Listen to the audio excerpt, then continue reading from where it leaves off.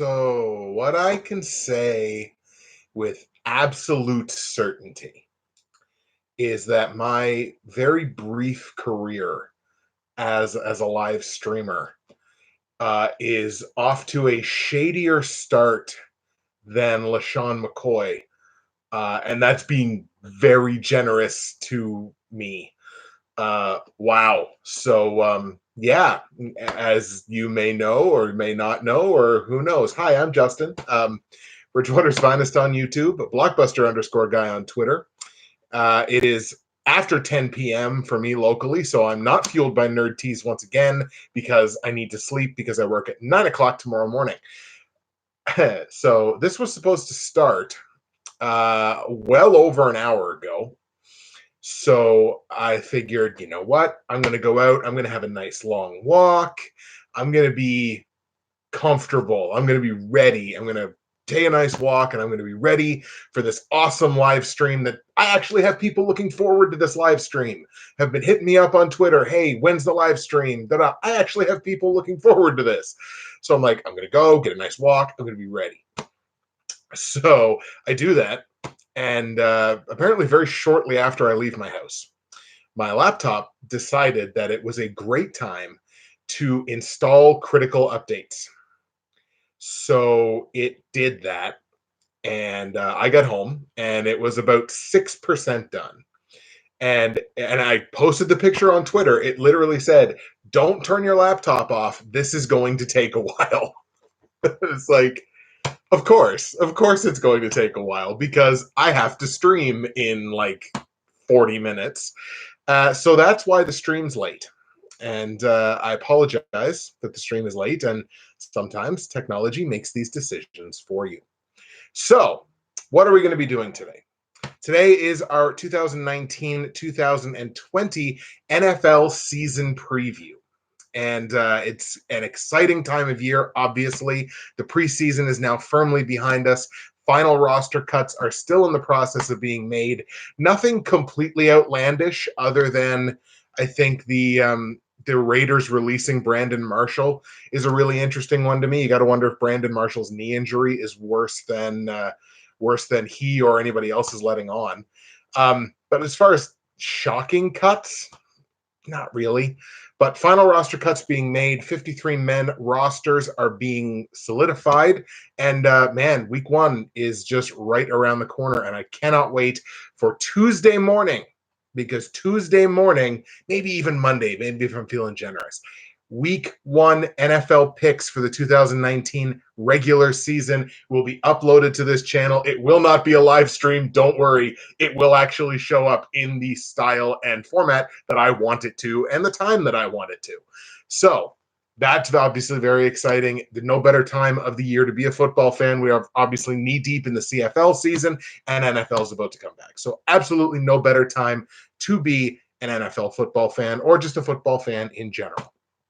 So our season preview is going to take the form of me giving over-under predictions for each team's win totals as currently set, the prop that's currently set via the Westgate Sportsbook in Las Vegas. So I have the win prop for all 32 teams in the NFL, and I'm going to be talking about why I think that prop is either going to go over or under, or in some cases, I think they've got it perfectly right. So in some cases, it's probably going to be a push, and we'll talk about that as well. But before we get to that, before we get to all the goodness that's going to come later, including NFL playoffs bracketology, we'll do that after we do the win totals. And I got some NFL hot takes, and we got a fun and interesting way that we're going to do those as well. But before we do that, I've had a number of people asking me about my Pick'em League, my NFL football straight-up Pick'em League that I've been doing for every season that I've had this show on YouTube. And the answer is yes, of course. The Pick'em League will be coming back once again, and information for the Pick'em League will be obviously imparted in this episode because I want as many people as possible in that Pick'em League. If you've never been in the league before, obviously it's a straight up Pick'em pool that's done through Yahoo Fantasy Sports. I do it every single year. And what we do a little bit differently than a lot of pools is we employ the confidence point system. And the confidence point system, very simply, is just you have every game that week and you assign a number of points that aligns with the number of games that week to picks that you feel the most confident about. So let's say week one, you've got, I haven't even looked at the week one schedule yet. Let's say week one, you've got like New Orleans at home to Tampa Bay. So obviously you feel really confident about the New Orleans Saints winning that football game, division football game. You feel really good about them winning that game. So let's say you pick the Saints to win straight up. You can assign, since there's 16 games that week, you can assign 16 points to that game. Let's say the second one is like Green Bay playing Detroit in Green Bay. You like that game a lot too, not quite as confident on it as New Orleans. You can pick Green Bay to win, and you can put 15 points on Green Bay. So it's not just as simple as picking the teams that you think are going to win. It's also a matter of managing the confidence points, because that's what determines who wins a week and who doesn't, and who wins the overall pool and who doesn't. So that's how I like to make things a little more interesting. There's a little more strategy involved with a confidence point system versus just picking the winners and losers straight up. Going to be a lot of this evening, I would think so. So we are going to pop over to Yahoo Sports, and I do wish I could kind of screen share when I'm live on YouTube, and I know there's ways to do it. I just haven't gone that deep cuts into exactly how to do that. But what you're going to want to do to sign up for this pool, and the information for this pool will be in the description of every single video that I do this season. And actually opening up the pool, I see we already have 2, 4, 6, 8. We already have 10 people in the pool. So that's a good start. Obviously, we're going to have many, many more than that by the time the actual games roll around next week. You're going to want to go to football.fantasysports.yahoo.com/pick'em. And what I'm going to do is I'm going to throw that link right here in the live chat. So you're going to want to go to that link that I have just thrown in the live chat. And this is the way, once again, for you to join the Bridgewater's Finest Pick'em pool for season 8 of my show. I can't believe it's been 8 years that I've been doing this show. That's absolutely incredible to me. But this is season 8. You're going to click on that link that I've put in the live chat. So once you've done that, you want to click on the link that says join group. So when you click on the link that says join group, you got two options there to either join a public group or join a private group. Now, obviously, this is a private group, so you're going to want to, under the section there for joining a private group, you're going to want to put in the following information. I'm going to throw the group ID now in the live chat as well. So the group ID there is 21009. So what you're going to want to do is type that number 21009. You're going to want to type that in the group ID field. And in the password field, you're going to want to type in that, which I've also now put in the live chat. It's just 123456789. That's the password. So football.fantasysports.yahoo.com/pick'em. You want to click on the link that says join group. It's a private group. You put in group ID 21009, and the password is just numbers 1 through 9. 123456789. That is your information. That is how you join the NFL football pick'em pool, the Bridgewater's Finest pick'em pool for season 8 of Justin's NFL football pick show. And please join the group, and we're going to have a lot of fun. It's always a lot of fun. It's always ultra competitive. So I'm really hoping that everyone that watches this does that. All the information is there in the live chat for you, whether you're here live or whether you catch it on the VOD afterwards. Make sure you put in that information to join the pick'em pool. And when we go back here, like I say, we've already got 10. We've had upwards of like 30, 40, 50 usually by the time the season starts. And I have the information out before this, so it's a little unfortunate that I didn't get it out earlier, but I wanted to do it at the beginning of a stream. So there's the information. It's all in the live chat for you. Make sure, go to that link, put in that information, and join the pick and pool for this season. Now, it's time to take a look at the over-unders on win totals for all 32 NFL franchises, and this is how we are going to approach what is our season preview. For the benefit of the people that are already here in the chat watching the live stream, I'm going to give you the option now, looking a little bit further ahead. If you have anything like what are your big storylines so far, whether they're from the preseason or whether storylines heading into the NFL season, anything that you would like to hear me talk about, anything that you would like to hear me give my take on. Obviously, I have plenty that I'm going to be talking about in this video, but if you have something specifically that you want to hear me talk about or you want to hear me address, I'm more than happy to talk about that once we kind of get to the hot takes section of the episode of the preview. So just keep that in mind, and I'll keep mentioning that periodically. Anything specifically you want to hear me talk about, throw it in the live chat. You could probably even tweet it at me, and I'm sure I would get it. But the easiest way, throw it in the live chat, and we will talk about it towards the end of the stream. So we're going to kick things off in the American Football Conference. We will kick things off in the AFC East. Last season, obviously, this once again was New England's division. No surprise to anybody. Patriots won this division last year at 11-5. Miami at 7-9. Honestly, I think that was a pretty good season for Miami. Buffalo at 6-10, and the Jets pulling up the rear in that division at 4-12. As of right now on the Westgate Sportsbook, the Patriots' total is 11 wins. Miami's total is only 4.5. Buffalo's is 7, and the Jets are a half win higher at 7.5. Now, as far as the Patriots go, Patriots have a very soft strength of schedule this season, which means when I say very soft, I mean it's in the top 5 in terms of softest strength of schedule for the upcoming season. Part of that is they get to play every other team in this division twice and don't have to play themselves. But very soft strength of schedule for New England, and I think that happens with the Patriots more often than not. Conspiracy theorists obviously can throw their hat in the ring on that one. I think it's important when you're talking about the Patriots to kind of temper expectations on Josh Gordon. Now, obviously, Gordon has been reinstated and will be back, should be available for week 1, I would think. And it's not that I don't think Josh Gordon is going to do well this season, because I think he's going to do quite well. He showed in glimpses last season that he and Tom Brady have an excellent rapport. And I think if you're Tom Brady's assumedly number 1 or number 2 target, that's going to mean very good things for you from a fantasy perspective and from a real world perspective.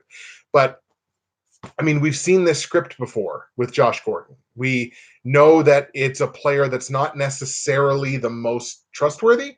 We'll put it that way. I think we just have to temper expectations on Josh Gordon until we see him do it for a full season. And you know what? Maybe he does it for a full season this year, and he kind of makes me eat the idea of even having to temper expectations on him. But as far as I'm concerned, I think you need to kind of, pump the brakes a little bit on the expectations for Josh Gordon.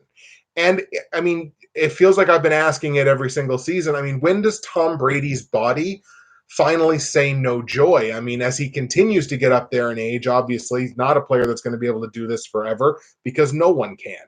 So at what point does Tom Brady's body simply not allow him to continue playing at the level that he is accustomed to being able to play at? And it's a worthwhile question, I think, each and every season now, basically for however long the rest of his career lasts. But I mean, you got to believe, if the Patriots win the Super Bowl this year, you've got to believe that, like, why come back for another year? Like, I guess the last thing to accomplish is to prove that you can win it again back-to-back and set the franchise record for the most Super Bowls. And I mean, after that, good Lord, like, you kind of like Antonio Brown. I got nothing to prove. Like, would literally be nothing left to prove.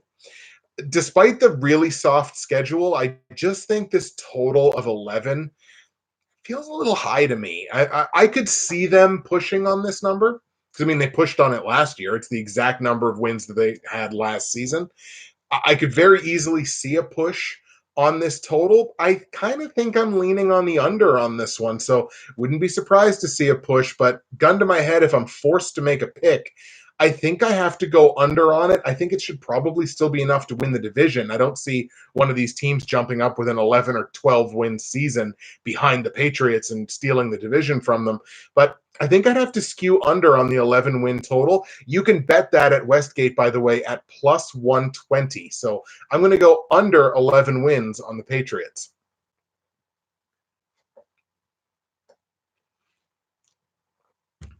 Miami, like I mentioned, 7-9 last season. Their total for this season only 4.5. They got an average strength of schedule, so it's not crazy strong, but it's also not super weak. Obviously, the competition to watch here with the Dolphins is the quarterback controversy or competition. Not really controversy, but the Dolphins have named Ryan Fitzpatrick their starting quarterback in week 1. Obviously, he's battling it out there with Josh Rosen, who the Dolphins traded, what was it, a second-round pick? Something like that, to Arizona to get Josh Rosen. You would think that they would want to bring him in to be the starting quarterback, but apparently Fitzpatrick won the job through the preseason. So obviously you're going to want to watch that as a QB1 matchup that obviously dictates which way that franchise is going to go, whether up or down.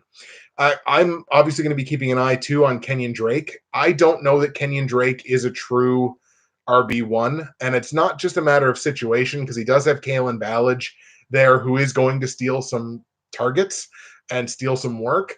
It's Drake's durability. I mean, he's been injury prone for the majority of his career, and I just don't know whether he's a true RB1 type of player in the real world NFL. Certainly not an RB1 for fantasy purposes.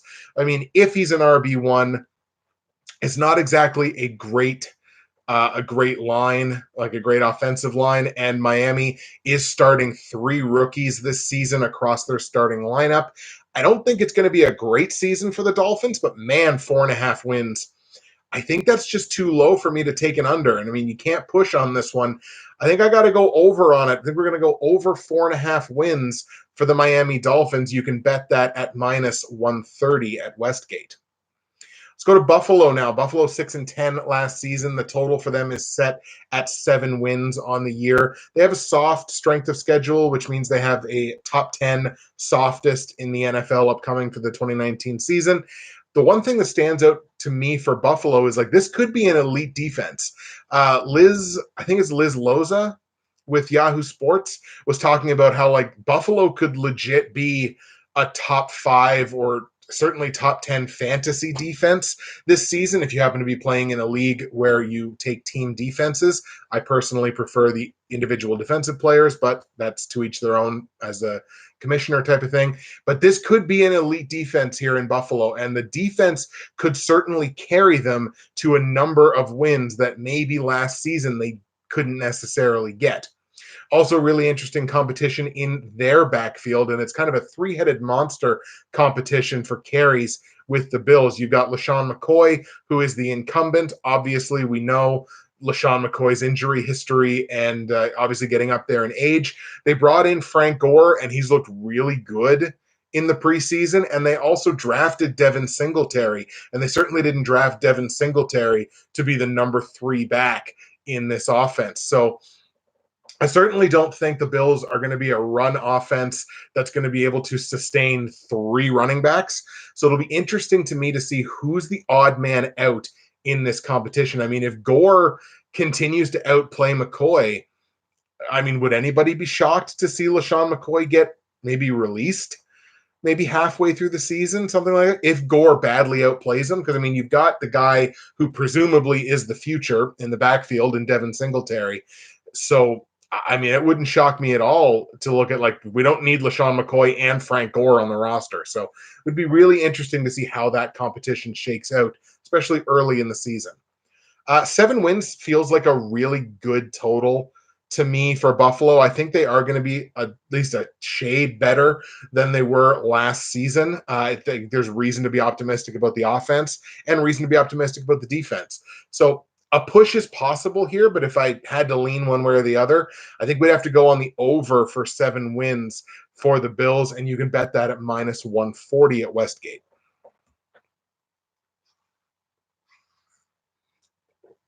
Obviously, should go without saying, when I say you could bet that, bets are for entertainment purposes only. I mean, it is what it is. And not saying I'm personally betting any of these, but if you're so inclined. Obviously, the last team in this division to talk about is the New York Jets, in the basement of this division last year at 4-12. Their prop for total wins is 7.5, so a little bit higher than Buffalo. Obviously, can't push on 7.5 wins. The Jets have a very soft strength of schedule, so like New England, they would be in the top 5 in terms of easiest strength of schedule this season. And all eyes on the Jets are obviously on both Sam Darnold and Le'Veon Bell. Sam Darnold, to see what kind of a step forward he's going to be able to take as a quarterback in this league in what is that, season 2 for him? So what kind of step forward can he take in that? And then Le'Veon Bell. I mean, we haven't seen Le'Veon Bell play a professional football game with live rounds that matter in well over a year. So, hey, thanks for that, by the way, Lev. You screwed me out of one. Well, it was only one fantasy league, whatever. Maybe 2. In any case, we haven't seen him in that length of time against, top NFL defenses and top NFL defensive players. Be interesting to see if he lost a step. If he hasn't, I mean, that could be the blueprint for young elite players in the future, which is really scary for not only team owners and, other franchises, but I mean, for fantasy purposes and just for fans of football. It's not good when elite players are not playing. And I mean, we're seeing it play out with guys like Zeke Elliott and Melvin Gordon. And it's not good when they're not there for preseason or certainly into the regular season. It's not good for the game as a whole. I understand it, but it's not good for the game as a whole. So obviously all eyes on the Jets are going to be on Sam Darnold and Lev Bell. And in terms of Sam Darnold, he's got plenty of weapons to work with. I mean, Robbie Anderson is a very good wide receiver in this league. Quincy Enunwa is an underrated, very good wide receiver in this league. Sam Darnold's got the weapons. Be interesting to see if he can use them. A prop of 7.5 for a team that only had 4 wins last year. I don't think the defense is necessarily as good as it has been, or has been at least on paper in seasons past. I think I got a skew on the under on this one, and actually betting under 7.5 wins is plus money on Westgate. It's plus 100. So I actually really like that bet. It's the bet that I like the most in this division, I would think. So I'm going to have to go under 7.5 wins on the New York Jets.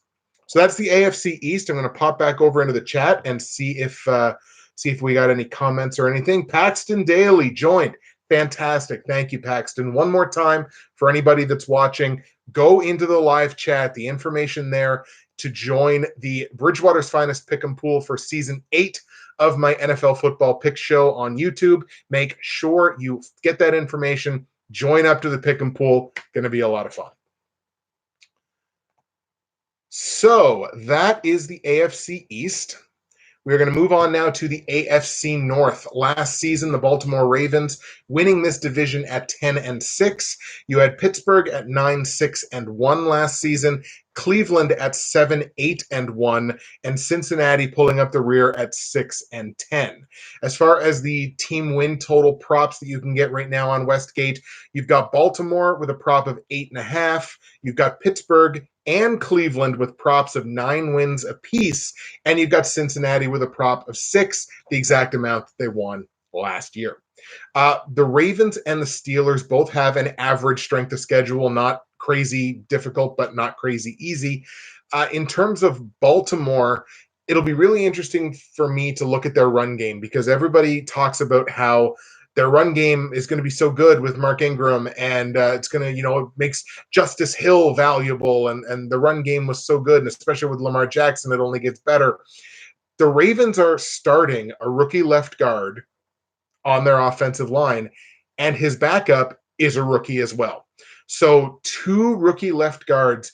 It is a question about how it will impact the run game, especially with a guy like Mark Ingram, who, my feeling on him anyway, is that he's very much a north-south runner, not so much, one of these counters and cutbacks and going east-west. He feels very much like a north-south runner to me. So a rookie left guard, his play could very well dictate the play of the entire interior of that offensive line.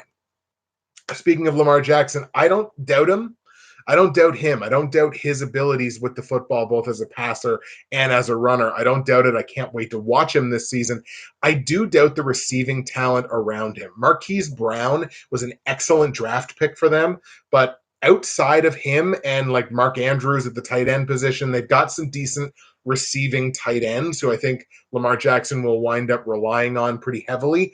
Their outside receivers don't strike me as anything special. So I feel like that limits the ceiling of Lamar Jackson, but I think he's a talented enough quarterback that I think he's going to find a way to be productive one way or the other.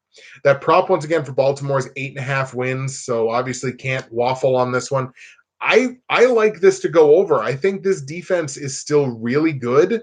I think Baltimore is going to put up points, especially against teams that are not very effective stopping the run. I think Baltimore is going to be able to put up a lot of yardage. They're going to be able to chew a lot of clock, keep possession, and win some tight football games. I got to go over on 8.5 wins for the Baltimore Ravens. You can bet that at Westgate at -110.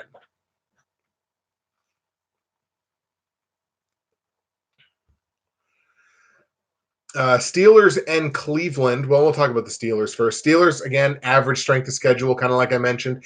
One of the big stories I'm looking at in Pittsburgh is the transition from the slot to primary outside receiver of Juju Smith-Schuster. So obviously he did virtually all of his damage last season from the slot with Antonio Brown drawing consistent double coverages on the outside. He doesn't have that luxury this season. So how he transitions to an outside receiver could dictate how the entirety of this offense goes. No disrespect to James Conner or to Jalen Samuels, who are a combo of really good running backs. And I do actually kind of think Pittsburgh's defense is kind of being slept on. Like there's some playmakers on that defense. I think that defense is going to be underrated good because I don't hear anybody talking about them as a potential top 10 defense this year. I think it's more than possible that the Pittsburgh Steelers could wind up being a top 10 defense by the end of this season. 9 wins, it kind of feels about right to me. So, I mean, the possibility of a push is definitely there. It's the amount that they had last season. Gun to my head, I think I'd have to take the over on this one, and that's a fairly popular pick because Westgate's only going to give you -145 to take over 9 wins for Pittsburgh. But, do so at your own risk because I do think the possibility of a push is rather strong. Cleveland 7-8-1 last season. Obviously, the Browns have done a complete 180 as a franchise, bringing in Odell Beckham and bringing in Jarvis Landry and hoping that Baker Mayfield takes that next step to being a superstar quarterback in this league. David Njoku is one of the best young tight ends in football. You got Nick Chubb running the ball, and after week 8, you got Kareem Hunt coming back off of suspension. So that'll be real interesting to see what happens in that Browns backfield. It's a soft strength of schedule for Cleveland, too. So they're in the top 10 in terms of softest strength of schedule this season. Obviously, the hype train is rolling here, but we got to see them do it now. We got to see them get it done. The proverbial bell to bell, to take a boxing or MMA or professional wrestling term. It's time to see them do it bell to bell. I was about to start a point and then I stopped.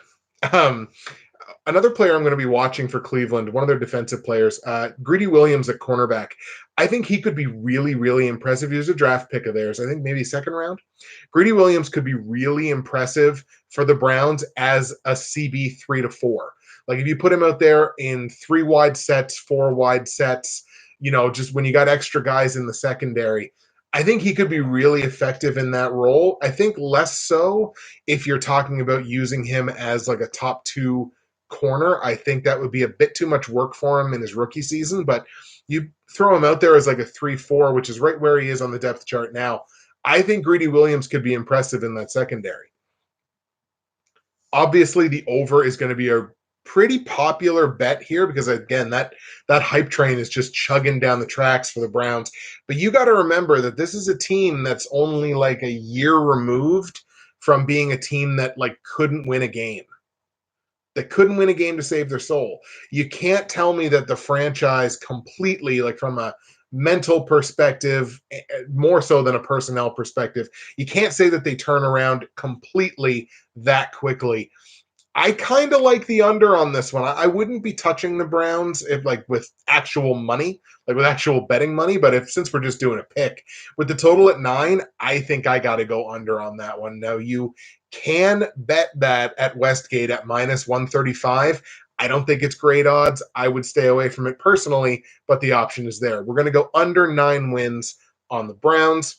And we're going to finish things off with Cincinnati, 6-10 last year, 6 wins is their prop. Once again, the Bengals have a very soft strength of schedule, and we mentioned that before with both New England and the New York Jets. And what that means is they have a top 5 strength of schedule in terms of easiest strength of schedule on the season. Obviously, that's mitigated by the fact that there's going to be no AJ Green for probably the first 4 weeks at least. Possibly the first 6, depending on how his rehab goes from his injury. That's obviously a huge blow for Andy Dalton and for that offense. But, I mean, they've got weapons. Joe Mixon, I think, despite how kind of rickety the offensive line has looked at times, I think Joe Mixon's one of the best young running backs in the league, and I'm not shy about saying that. And at the tight end position, they have what is potentially the top 1-2 punch at tight end in the entire NFL.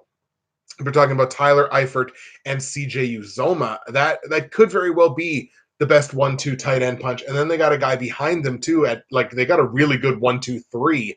And I think they're going to be relied on heavily. They've got good receivers, John Ross and Tyler Boyd. John Ross and Tyler Boyd. I had to think about that for a second. But I mean, like, they've got weapons. Like, the Bengals are going to be able to do some damage. I think part of the problem is I don't think their defense is going to keep them in a lot of football games. Expect a lot of overs with the Bengals. And if it gets into a shootout, I don't necessarily know that I implicitly trust that offense. So 6 wins honestly seems like a pretty decent number to me. The possibility of a push, I think, is definitely there. Gun to my head, I think I'd have to take the under on 6 wins. I don't necessarily know how much better they got as a team from last season to now. So you can bet the under at minus 135, but there's honestly not a great bet on win totals in this division. There you go. 2 divisions down, 6 divisions to go. Let's take a peek at the chat. Gimplet. So Gimplet is a friend of mine, Jeff, who has Jeff I went to high school with. And so Jeff and I have known each other for a long, long time. And vicehood.com has a bunch of comments thrown in here. What's up, guys? Their defense is pretty good. I can't remember which one you were talking about. Maybe Baltimore. What's the win total set at? I'm saying over. You should have posted your link in our Slack chat. Yeah, I probably should have. Join our survivor pool and handicapping contest after your stream. Good luck. Hey, man, shoot me over that information either on Twitter or something like that. Just make sure that I have that information in front of me. I'd be more than happy to join those pools. And Repulate Gaming chimes in. Any week 1 plays that you love, looking to bet on some early lines? Unfortunately, I haven't even looked yet. I realized like I have a show that I'm going to owe you guys on Tuesday, but honestly, I haven't even looked at. I've looked at absolutely nothing. I don't even know who's playing in week 1, other than the fact that Green Bay and Chicago open up the season on Thursday. That's literally the only thing that I know right now. So unfortunately, don't really have any week 1 plays. Maybe towards the end of the stream. Hopefully you'll hang around. Maybe towards the end of the stream, we might look at a couple of week 1 plays and see if there's something that really sticks out in my mind. But as of right now, haven't really looked at anything, so don't really have anything to say.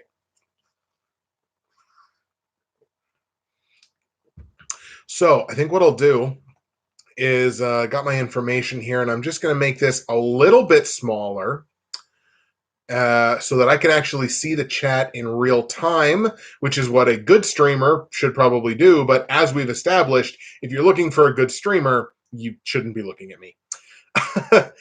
No worries. I'll have around, and at the end, we can look some over. Fantastic. Can't wait for your content this year. Look, I love doing NFL content. I've loved it since I first started, and even when it got a little tedious around the end of like season, what season was it that I didn't finish? I think it was season 5, maybe. I like stopped at week 12 and I was like, geez, do I really want to keep doing this? And then I swapped over to the podcast format, and the podcast format made it, it renewed my passion for it. I absolutely loved it because I love I love making videos, but I love podcasting. Like podcasting, I absolutely adore. So swapping it over to a podcast format made it so much more enjoyable for me. I know there were a lot of people that kind of squealed, it's so long, but look, it's an hour of like the best NFL content that I've ever done. So I enjoy the podcast format, and it seems like a lot of people do as well. We're going to move to the AFC South now. The South Division last season, we had Houston at 11-5. We had Indy at 10-6. Tennessee at 9-7. Jacksonville pulling up the rear at 5-11. The win total props for this season, you got Houston leading the way at 8. Indianapolis, their win total prop has fallen all the way to 7.5, obviously with the retirement of Andrew Luck. And Tennessee and Jacksonville are both at 8 even for their prop. So starting with Houston, unfortunately has a very hard strength of schedule this season. And what that means for me is they have a top 5 hardest strength of schedule this season. And so obviously the road for the Texans to repeat as division champions is quite a bit difficult. Lamar Miller, obviously he's out for the season now with an ACL tear. But they made the trade for Duke Johnson, and I honestly think that was a really, really savvy trade for them to make because, let's be honest, how big is the drop-off from Lamar Miller to Duke Johnson? As a runner, there's definitely a drop-off, but in terms of overall production, I think they're going to get better overall production out of Duke than they would have out of Lamar Miller. Like, Lamar Miller can catch passes, but it's not his natural state. For Duke Johnson, he is naturally that scat back type running back, that kind of do it all type of person. And for the first time, he's going to get that opportunity to have starting volume. And I can't wait to see what Duke Johnson does as the starter for the Houston Texans. And obviously the other big question I'm looking at is Jadeveon Clowney. I mean, he's on the franchise tag. It looks like Houston is trying to trade him to Miami. Miami apparently offered up Laramie Tunzel at left tackle in exchange for Jadeveon Clowney and Houston's first-round pick. So I think that's kind of being mulled over. But my real question here is, like, does Jadeveon Clowney stay or does he go? If he stays, I think this Texans defense is still elite. I think this Texans defense is more than capable of winning this division outright, kind of in a landslide. But it doesn't look like Clowney's going to stay. If he leaves, that's a big piece of that defense gone. I don't necessarily know that they're as effective as they would be with Clowney in the lineup. However, this is one of my absolute favorite props that you can bet right now at the Westgate Sportsbook in Vegas. Because at Houston, 8.5 wins, if you take the over, which is what I'm taking, I think I don't see this as an 8-8 or worse football team. I think 9-7 should be the floor for this team with how good I think they're going to be on the offensive side. Obviously with Deshaun Watson and, oh my God, DeAndre Hopkins. Oh my God, completely lost his name. And this is also what happens when I stream. Eventually, I kind of have brain farts. But I think this offense is going to be really good. You can get over 8.5 wins at plus money for the Houston Texans. So if they go 9-7, you can get that prop at plus 110. That is arguably my favorite prop in the entire AFC.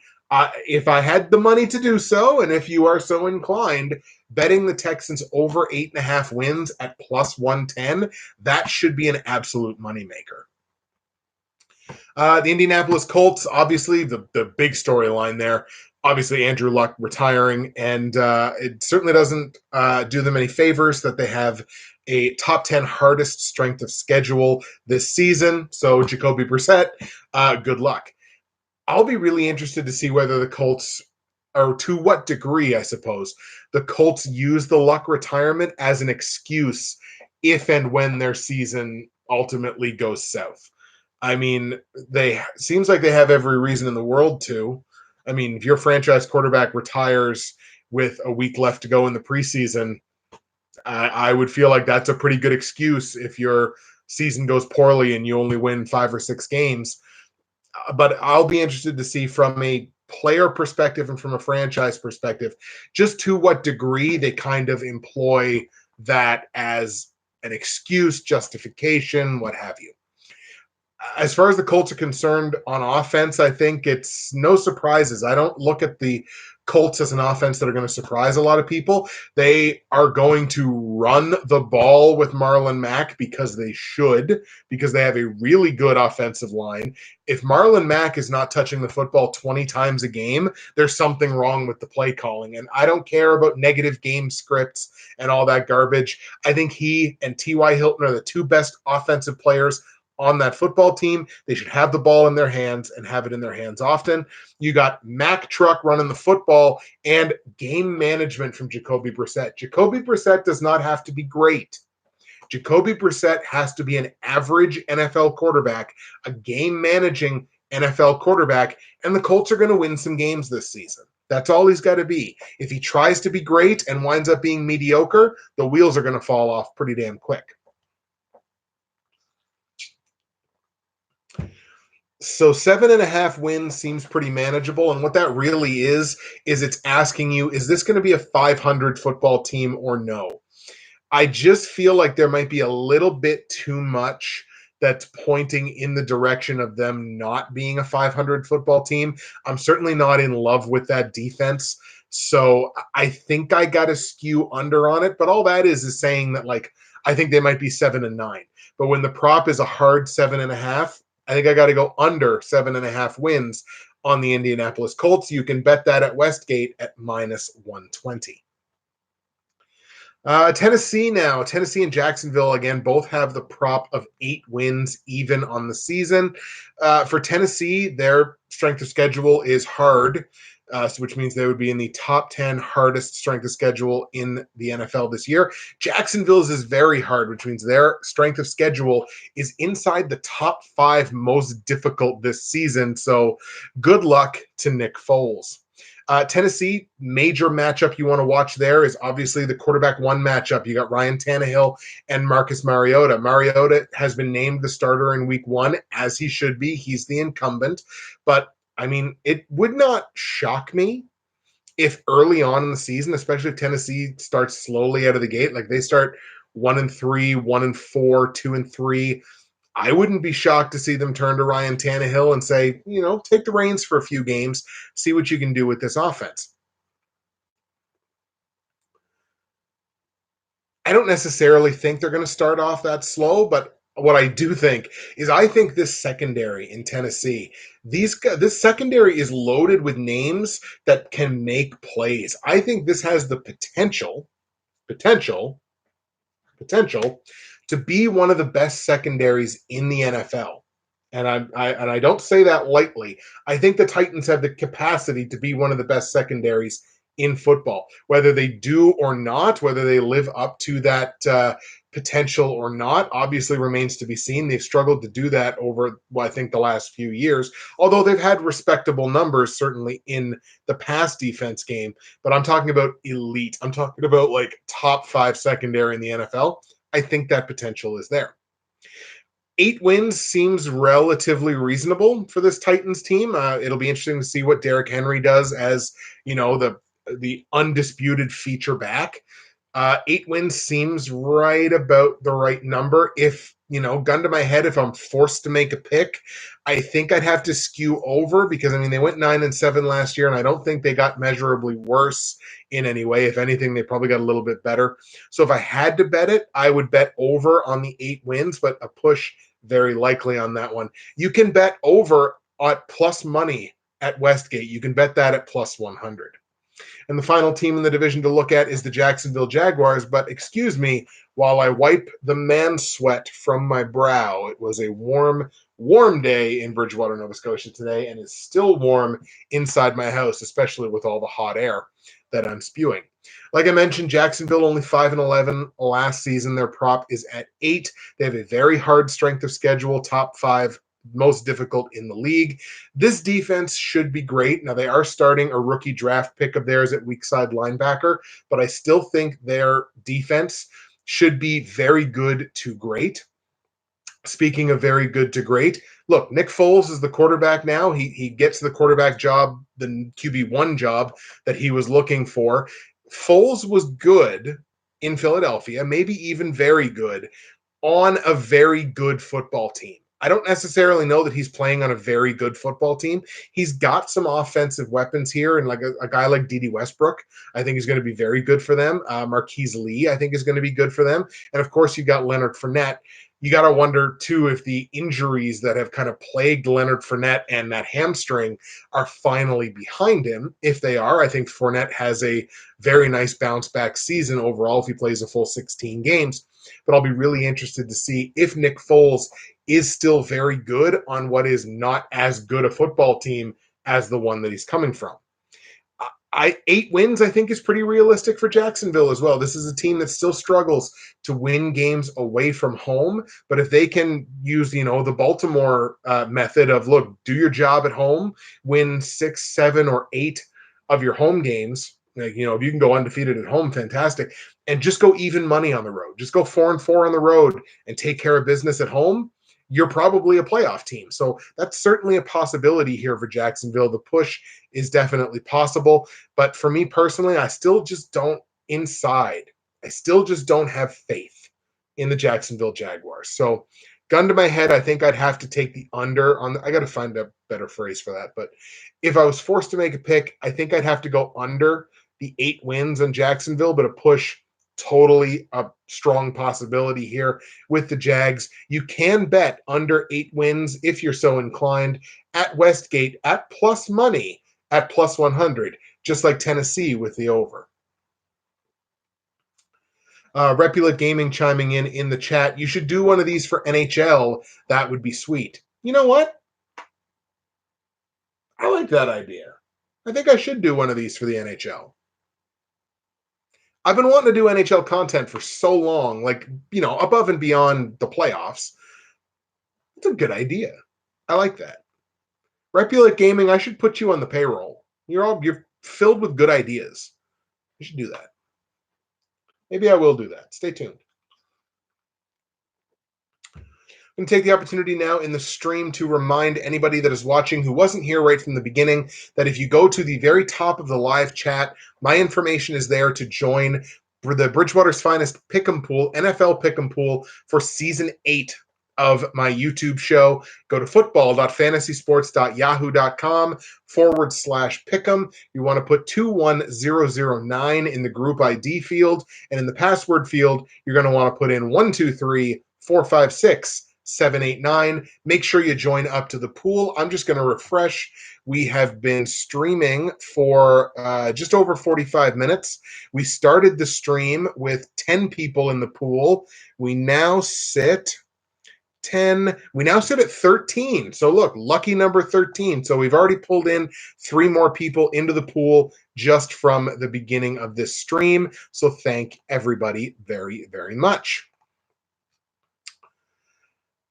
So the final division in the AFC that we're going to look at is the AFC West. This division was dominated last season by the Chiefs and the Chargers, both of them finishing the year at 12-4. The Chiefs have a prop of 10.5 wins for this season. The Chargers have a prop of 10. Denver was in third in this division last season at 6-10. Their prop is 7 wins. And Oakland pulled up the rear at 4-12. Their prop is an even 6 wins. So 3 of the 4 teams in this pool have a prop that's an even win total. So look, again, beware the push. So we'll start with Kansas City, 12-4. Again, their prop, 10.5 wins. They do have a very hard strength of schedule. So once again, that is top 5 in the NFL in terms of hardest strength of schedule for next year. Andy Reid. Andy Reid has long been identified as like a running back whisperer. Like, I mean, you look at what he did with Kareem Hunt, and then when Kareem Hunt got hurt, you look what he's done with Damian Harris and sorry, not Damian Harris. I want to see what he does this season with Damian Williams, because Damian Williams looks like he's going to be the RB1 on that team now. Is he going to be capable of putting up, comparable in some ways anyway to what Kareem Hunt was able to put up? Is he going to have a repeat performance? Does Andy Reid have one more running back magic trick up his sleeve? And I do want to shout out, like I've talked for a while, and I will talk when we get to Oakland about Josh Jacobs and how I think he was the rookie that is set up for the most success right out of the gate in their first season. But I want to shout out Mecole Hardman. So Mecole Hardman was a second-round draft pick of these Kansas City Chiefs. And right now, I think he's like the wide receiver 3, wide receiver 4 on this depth chart. He's been impressive in the preseason, obviously been putting in the work. And I mean, to develop a rapport with the elite, one of, if not the elite young quarterbacks in the NFL, in Patrick Mahomes, Mecole Hardman could be like a dark horse for offensive rookie of the year. If he really gets it going, if they start like deploying him out of the slot and like 3 wide receiver sets, I think Mecole Hardman could do a ton of damage this year in Kansas City. So shout out Mecole Hardman. You're in a hell of a position, my friend, to have an excellent rookie season. 10.5 wins to me, even though this defense is arguably not even as good as they were last year, and last year they were pretty bad. I think this is like a laughable total. I think Kansas City goes over this like with games to spare. I think they hit their 11th win before the end of the season. I don't see any reason why they wouldn't. I just think this offense is so explosive, so capable of doing great things. Look, Kansas City over 10.5 wins. That to me is a home run. You can bet it at Westgate at -130, which is not fantastic odds, but I think it's certainly good enough. We're going to take over 10.5 wins for the Chiefs and bet that one at -130. Chargers, their prop set at 10 wins after a 12-win season last year. They have an average strength of schedule. They actually have the easiest strength of schedule of any team in this division. Good news, right? Basically, that's where the good news for the Chargers ends. Obviously, the Melvin Gordon holdout is a very public black eye for this franchise, and that impacts everything that they are capable of doing on the offensive side, which is no disrespect to Austin Eckler. It's no disrespect to Justin Jackson, I think is the technically third string running back. It's no disrespect to either of those guys. Neither of those guys or those 2 guys in conjunction are not Melvin Gordon. Like, Melvin Gordon can be an elite top 5 to top 10 back in this league. I firmly believe that. So Melvin Gordon's holdout, I think, impacts everything that the Chargers would be capable of doing on offense, even though they did just get back Hunter Henry. And I think there's a prime candidate, by the way, for comeback player of the year if you want to start looking into such things. And the news doesn't get any better on the defensive side. Derwin James at the safety position, I think it is. He's going to miss most of 2019, most of the season with a foot injury. I think best case scenario, he's back in like the double-digit weeks. So might come back for like week 11, week 12, probably take a couple of games to get up to speed. And by then, you're basically at the end of the season. So they're heading into week 1 are the Chargers without their number 1 running back and without arguably their number 1 safety. So there's a lot of problems in Los Angeles. Now they get the even numbered win prop here. They get 10. I think 10 is actually a pretty good number. A 10-6 seems like a pretty good record, a pretty reasonable record for what is still a very talented Chargers team. I don't think they'll be as good as they were last year, especially if Melvin Gordon misses regular season games, like it looks like Zeke Elliott's going to. But if he misses regular season games, I just don't see how they get to 12 wins again. I think 10-6 is pretty reasonable, but I think if I was forced to choose, I might even have to go under 10 wins. I think this defense is going to be really good. Don't get me wrong, but I'm not going to understate the impact of Derwin James's injury. I mean, that's a huge blow to that secondary. I think it will be a lot easier to pass on the Chargers this season than it may have been had Derwin James not suffered that re-aggravation of, I think, an injury from high school or college. I think he like bent a screw in his foot. It's brutal. So I think if I was forced to make a play there, I'd have to go under on it, but the push is pretty reasonable. You can bet under 10 wins at minus 120 at Westgate. I wouldn't personally. Denver 6-10 last season. Win prop this year is at 7. The Broncos have a very hard strength of schedule, which means it's in the top 5 of hardest strength of schedule in the league. Joe Flacco's the QB1 now. I don't dislike Joe Flacco, Super Bowl champion. I'm a kind of closet Ravens fan. Like the Ravens would be probably my team in the AFC, so I certainly have nothing against Joe Flacco. I just don't see the upside for his wide receivers. And I don't think if you talk to Courtland Sutton and you lined up quarterback names, I don't think Joe Flacco would be the first one on his list to be throwing in passes. I think it hurts the upside for Courtland Sutton. I think it hurts the upside for Emmanuel Sanders. It certainly doesn't hurt the run game. I think the run game is going to be quite good, but they did have to rebuild the O-line a little bit, especially up the middle. So what does that mean for a team in Denver that is very, very run heavy? You know, is that O-line going to hold together? How do they gel as a line? And, you know, once the games start to count. So that's a couple of storylines, a couple of things that obviously I want to keep a close eye on. Boy, I just don't see Denver sniffing 500. So, I mean, I certainly don't see them getting to 8 wins. Probably don't even see them getting to 7. I kind of like under 7 wins for Denver, and I kind of like it too because you can get that bet at Westgate at plus money. You can get that at plus 115. So I do kind of dig that as a prop that you could potentially bet. I'm going to go under 7 wins for Denver. You can get it at plus 115 should you be so inclined.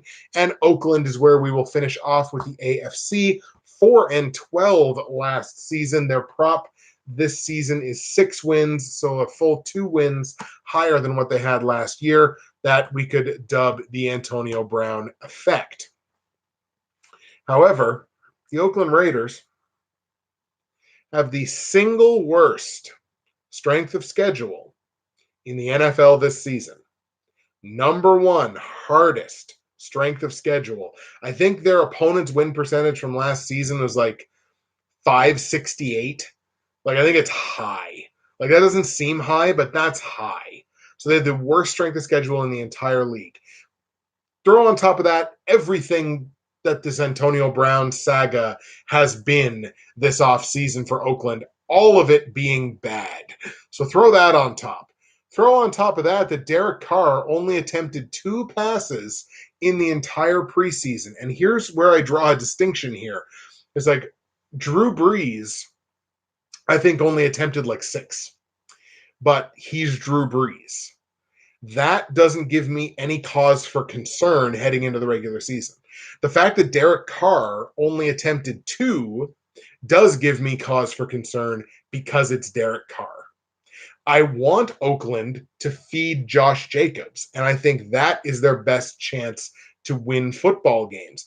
I don't think they're going to do it because I think a lot of people believe in this whole negative game script and positive game script thing.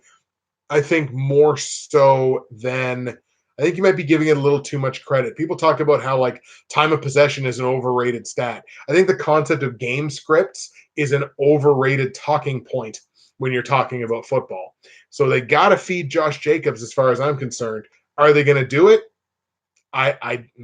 Boy, I hope so. I really, really hope so. 6 wins. I'm going under. I'm going under on that one. I don't think that defense is very good. I don't think that offensive line is all that stellar. I still think Jacobs is going to excel, but I don't think that O-line is all that stellar. I think Derek Carr is going to be hit a lot this season. I don't think Antonio Brown's going to be overly great this season. I think he's going to be great in the entire lexicon of wide receivers in the NFL, but for Antonio Brown standards, I think he's going to have a down season. I am going under on this one. We're going to go under 6 wins on the Oakland Raiders, and you can bet that at Westgate, should you be so inclined, at minus 110 odds. So that completes the AFC. How's everybody feeling? I got a few viewers on the stream here. How are we feeling about what I'm saying about the AFC? Are we in agreement? Do we like it? Is there something that we don't like? Toss that in the chat. I am going to step aside for a second. I'm going to go refill my water bottle because I am a giant water bottle baby boy, whatever you want to call it. So I'm going to go refill my water. Toss it in the chat. Any comments up to this point, let me know, and I will be right back.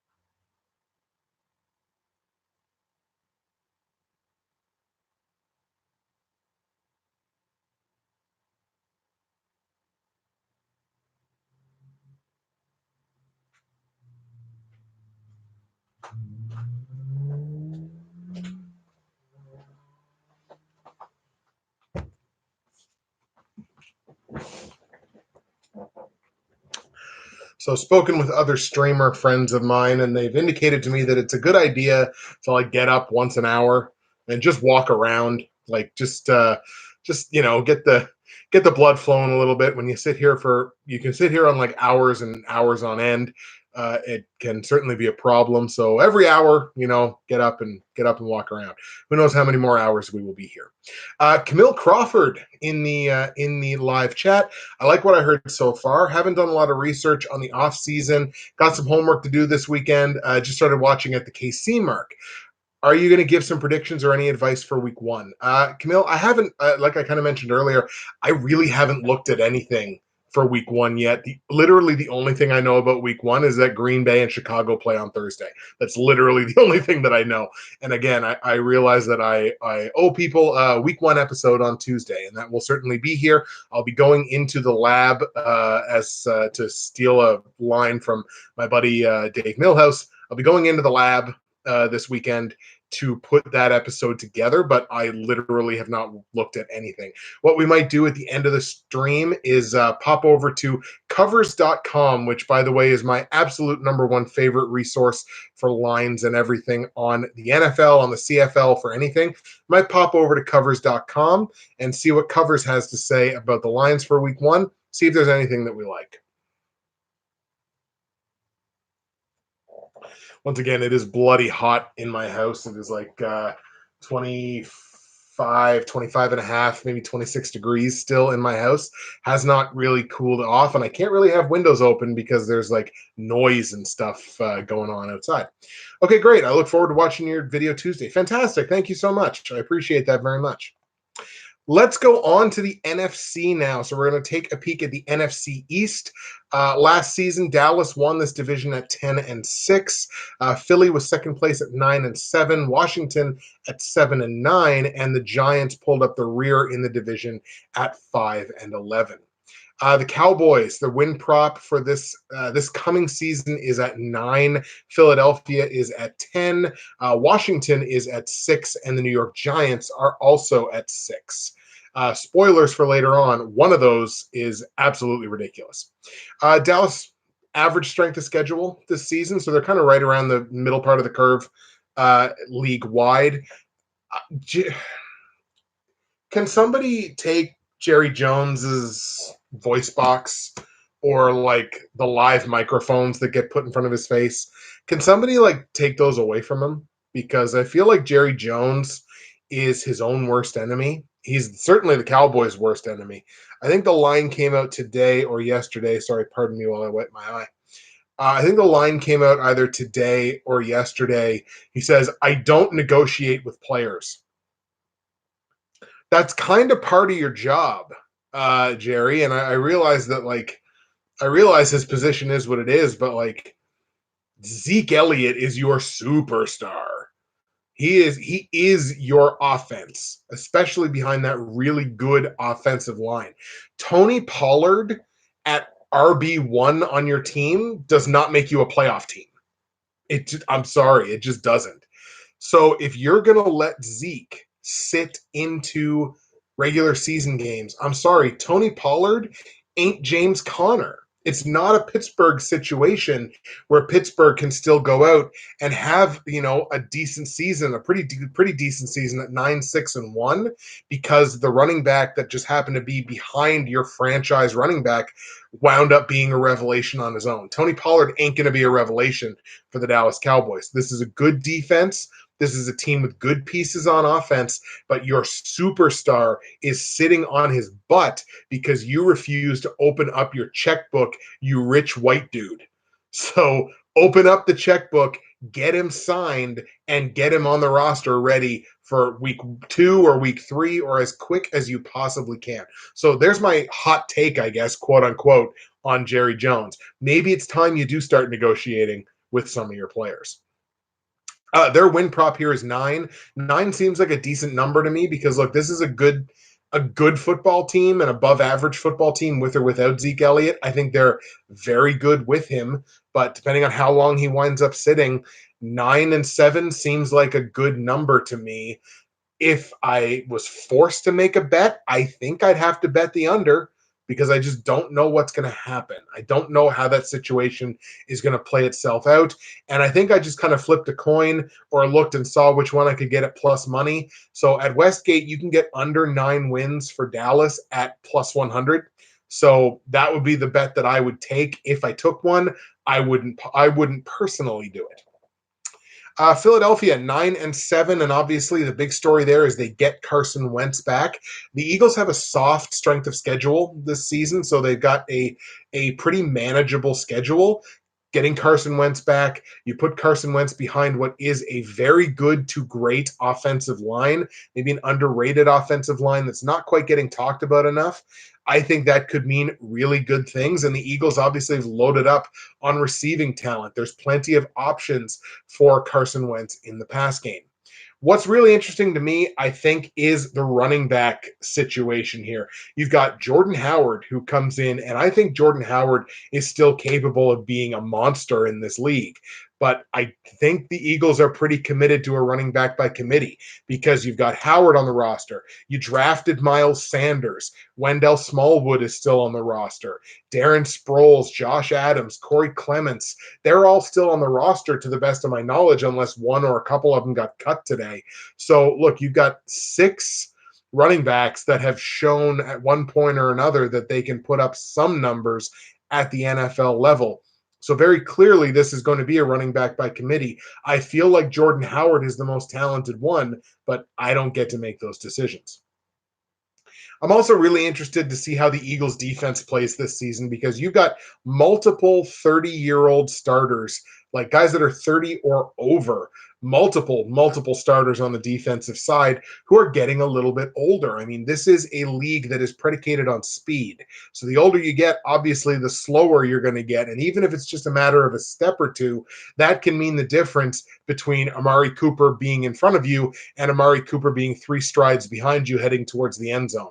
So with multiple 30-year-old starters on defense and a couple that I think are getting ready to turn 30, I'll be watching this defense relatively closely this season to see whether, some of these key guys might have lost a step or two. The prop is 10. I think I do have to take under on 10. 10's just a little too much for me. I have to see how Carson Wentz returns, whether he returns to form or whether he's a little bit lesser than we saw him be in the majority of his rookie campaign. You can get under 10 wins at plus money at Westgate. That's plus 120. So really good value there if it does happen to hit. I'm not crazy confident on it, but that would be the way that I would lean. That would be my pick, is under 10 wins. Washington Redskins 7-9 last season. Their projected win total goes down. The prop goes down to 6 this season. Really interesting. The Redskins have the number one best strength of schedule in the whole NFL this season. So the number one easiest strength of schedule in the entire NFL. Interesting quarterback matchup here as well. Obviously, Dwayne Haskins, who they just drafted. Case Keenum has been named the starter in week 1. I wouldn't be shocked to see Dwayne Haskins under center by the third quarter. No, but probably by week 3 or 4. Wouldn't shock me at all to see Dwayne Haskins get given the ball and given an opportunity here in his rookie year. And it is all finally time to see what Darius Geis can do at the NFL level. We didn't get to see that last year because he lost the entire season to an ACL tear, I believe it was, or some kind of lower body injury. So he lost the entire season. It will be very interesting to me to see what Darius Geis is capable of doing at the NFL level. This is one of my favorite bets in the NFC if you are so inclined to make a bet on this. I think Washington's win total goes over this. I think this is a 500 football team. I really do. On both sides of the football, I think this is a 500 football team. So to take over 6 wins for Washington, you can get that plus 125 at Westgate. I really, really like that given the incredibly soft strength of schedule that Washington has this season. Over 6 wins at plus 125, one of my favorite bets in the NFC.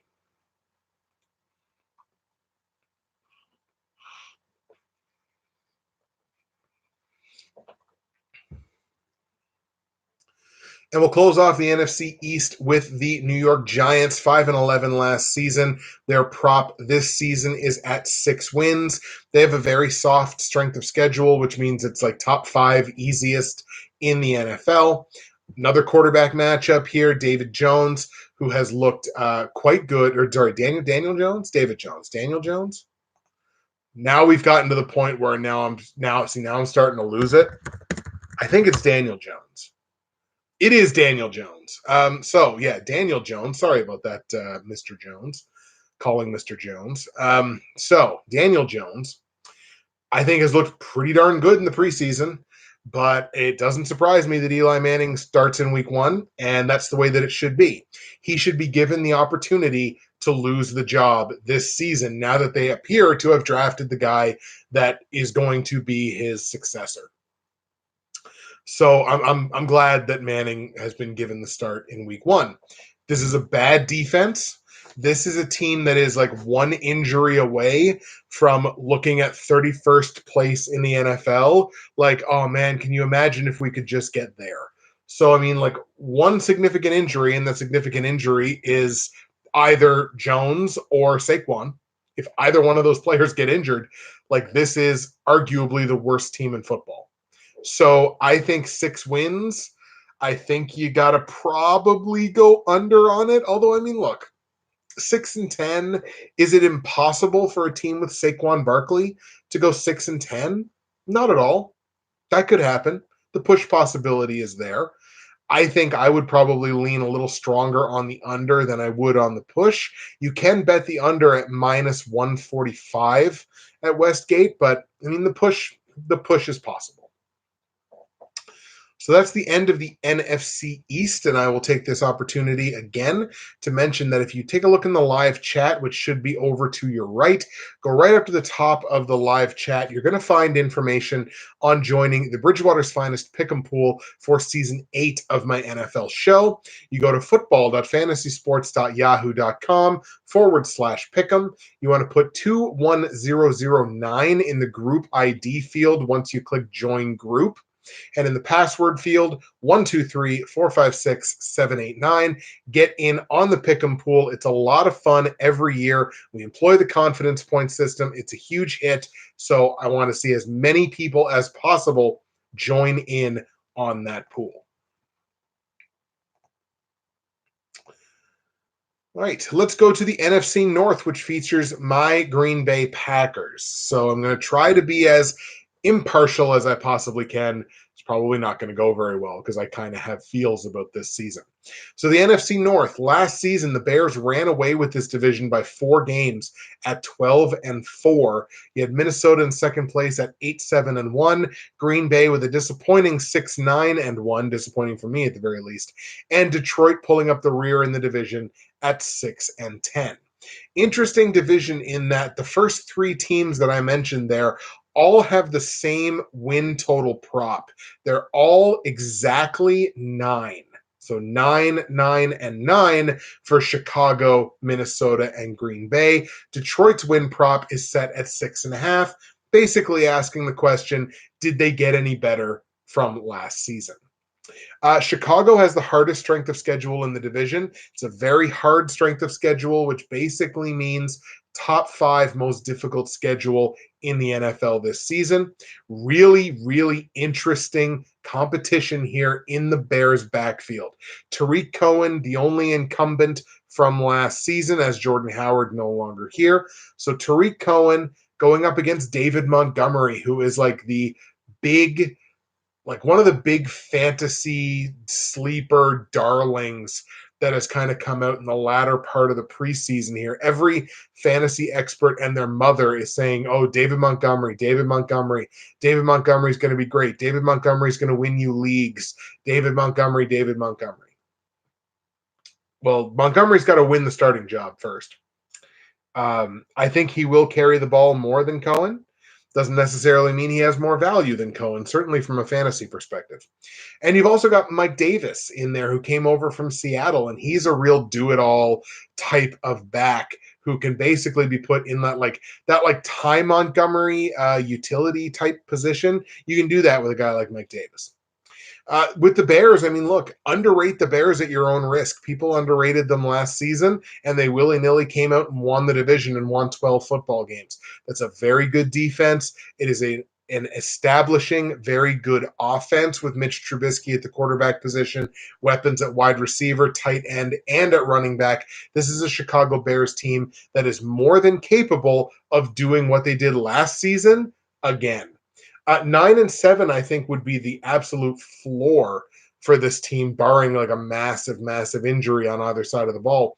I think 9-7 would be the floor. The push possibility obviously is here, but I think we got to go over on this one. We're going to go over 9 wins for the Chicago Bears. You can bet that if you're so inclined at -140 at the Westgate book.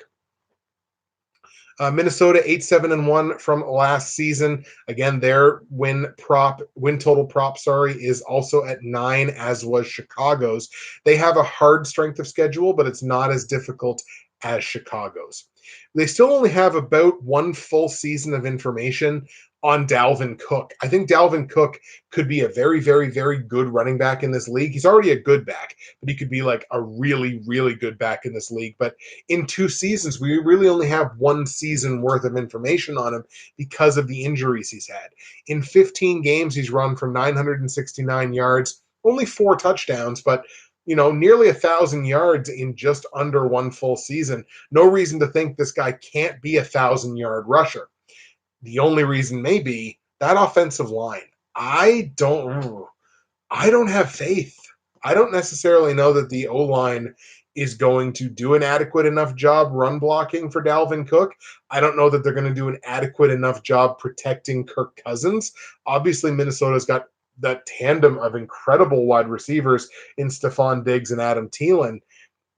They've got weapons there, but I mean, if the quarterback can't stay on his feet, and if the run game can't really get itself established, could be a real problem. The offensive line could be the downfall here in Minnesota. Keep an eye on it. 9-7, once again, I think you could see a push on that one. 9-7, I think, would be a successful season for Minnesota. But I think if I had to go one way or the other, I think I'd actually have to take the under on that. I don't see Minnesota this season being a double-digit win team. I guess I just don't see it. And you can bet under 9 wins at plus money with Westgate. You can get that at plus 100. That would have to be the way that I would go with it. Under 9 wins for Minnesota, but the push could certainly be there. Okay. Let's talk about Green Bay. and I kind of laughed because I said, "Oh, I'm going to try to be impartial." Um, Green Bay has been bad the last 2 years. A bad football team. They've won 13 games in 2 years. I say this as a fan. I'm allowed to say that they're bad. I'm a fan. Just like disappointing is a severe understatement to how the Packers have been in the last 2 seasons. They got an average strength of schedule. It's not super soft. It's not super hard. What Green Bay has done is they have improved significantly at the line of scrimmage on both sides of the ball. Their front seven has gotten a lot better by bringing in a new starting left outside linebacker and a new starting right outside linebacker in Preston Smith and Zadarius Smith, I believe it was, or Preston, yeah, Preston Smith and Zadarius Smith. So their pass rush should be significantly better. The offensive line they invested in. The offensive line should be quite a bit better this season. So look, the number of football games that I've watched in the last 10 years that have been won and lost at the line of scrimmage, it would be astronomical to try to count those games. And a better offensive line makes the run game better. Aaron Jones is going to have a baller of a season this year. And when you have to finally respect the Green Bay Packers run game, it opens up so many things for Aaron Rodgers. When Aaron Rodgers doesn't have to throw the ball 40 times a game for Green Bay to have a shot late, like when they can have a guy that could run the ball 12, 15, maybe even 20 times a game, how dangerous is that offense going to be? How much is really going to get opened up for Devontae Adams and Marquez Valdez-Scantling, who I think is going to break out and emerge as a true wide receiver 2 this season? How much better does that make this Green Bay Packers football team? One question mark I do have for them on the defensive side, they're starting a rookie at strong safety, Darnell Savage, who is actually a natural free safety, but they moved him over to the strong safety position. That's the biggest question mark on a defense that was also, obviously, like I mentioned, invested in the offseason. The secondary should be a little bit better. The pass rush should be better. The defensive line should be a little bit better, even though they did lose Mike Daniels, who has been in Green Bay for quite a long time. I think that defense is better. I think the offense is going to be better. I think this Green Bay team is going to be significantly better this year. I made a bet with the Hatbox Kid, Chris Carter, another member of the NFL YouTube Prognosticators community. I made the bet with him last year that Green Bay would be a double-digit win team. Obviously, it didn't work out, and I paid up my punishment in a video on this channel from a few months back while I was on vacation. I'm doubling down on it. I think the Green Bay Packers will be a double-digit win football team this year. I think they are significantly better than they were last season on both sides of the football. Green Bay over 9 wins is another of my favorite bets in the NFC. I think Aaron Rodgers has a monster. This could be like the Aaron Rodgers revenge tour. Because, again, the team hasn't been good for the last 2 years. Aaron Rodgers knows he's got a finite amount of time left in this league to try to win another championship. I think Green Bay's got a great shot at it this year. So over 9 wins, you can bet that at Westgate at minus 130. One of my favorite plays. Detroit will round out this division, 6-10 last season. 6.5 is the win total prop in Vegas right now for the Lions. Like Green Bay, they have an average strength of schedule. It's not great, but it's not terrible. The combination of Matt Stafford to Kenny Golladay has to be electric. If it's anything less than electric, I don't think this offense does very much this year. Kenny Golladay is should be a slam dunk 1,000-yard receiver this season. And it's not easy to be a 1,000-yard receiver, but he should be a slam dunk 1,000-yard receiver this year. I think he's got all the opportunity in the world to do so. I'm also hoping to see a full commitment to Kerryon Johnson running the football this season, not just because he's on my fantasy team, not just because he's on my dynasty team. I think that gives Detroit the best chance to win. Effectively running the football behind an okay offensive line. I know they're not fantastic, but I think that line is okay and will do a decent enough job opening up lanes for Kerryon Johnson. And he's a talented ball carrier. He can catch the ball. They need to commit to Kerryon Johnson getting those touches. And I think if they can control some games that way, they might win a couple more than they did last season.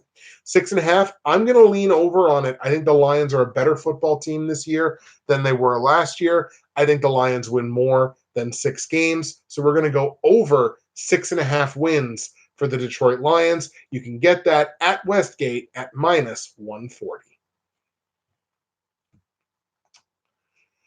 All right, we're an hour and 24 minutes into the live stream.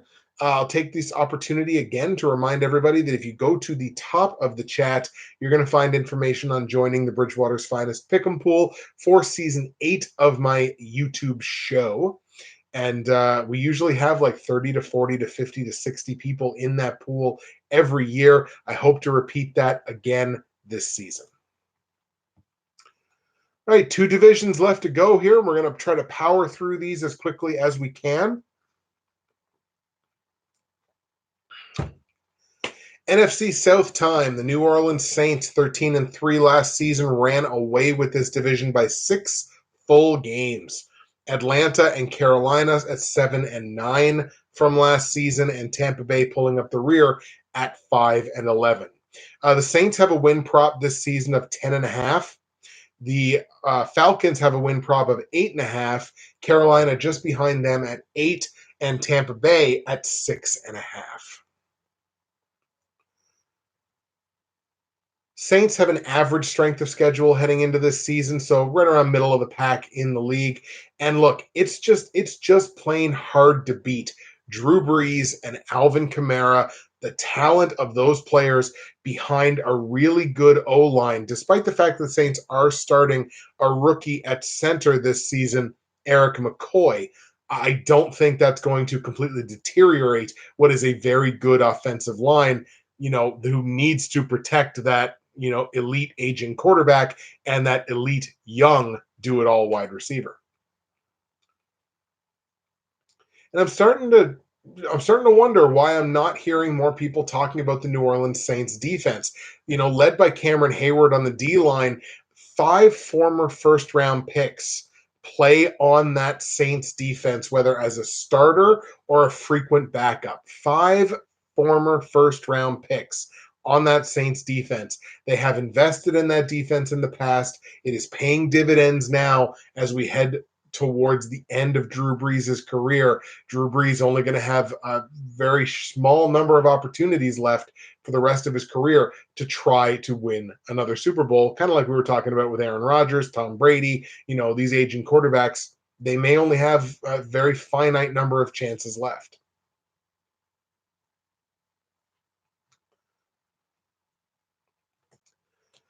For a team that won 13 games last year and didn't get significantly worse in any way that immediately comes to mind, 10.5 wins, kind of like with Kansas City, kind of feels like a joke here. I think the Saints should clear this one again with games to spare.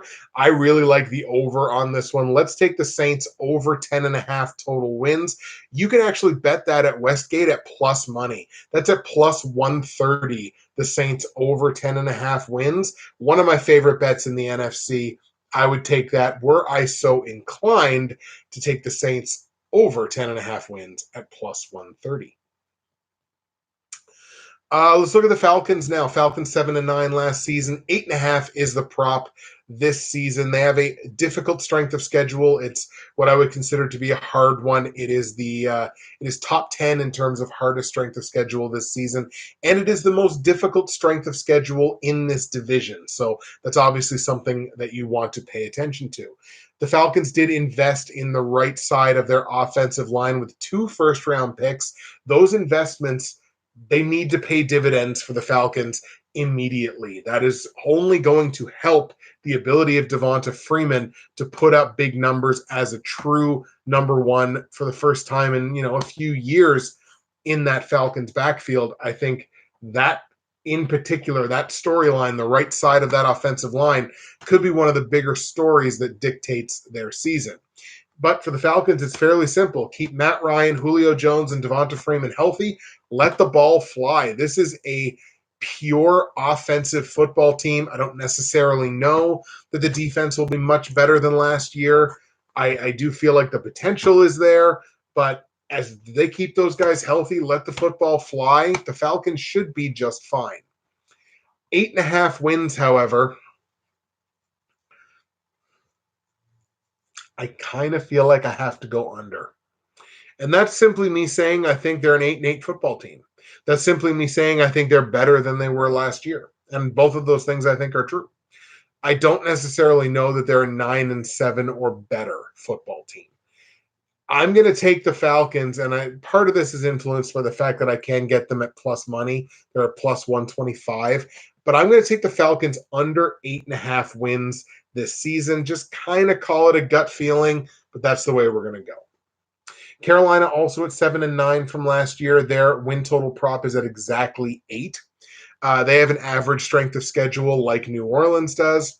I think the Panthers have an underrated offensive line. I think this offensive line is capable of being better than they have shown in the past. Could be a sleeper to be like a top 10 O-line coming into this season.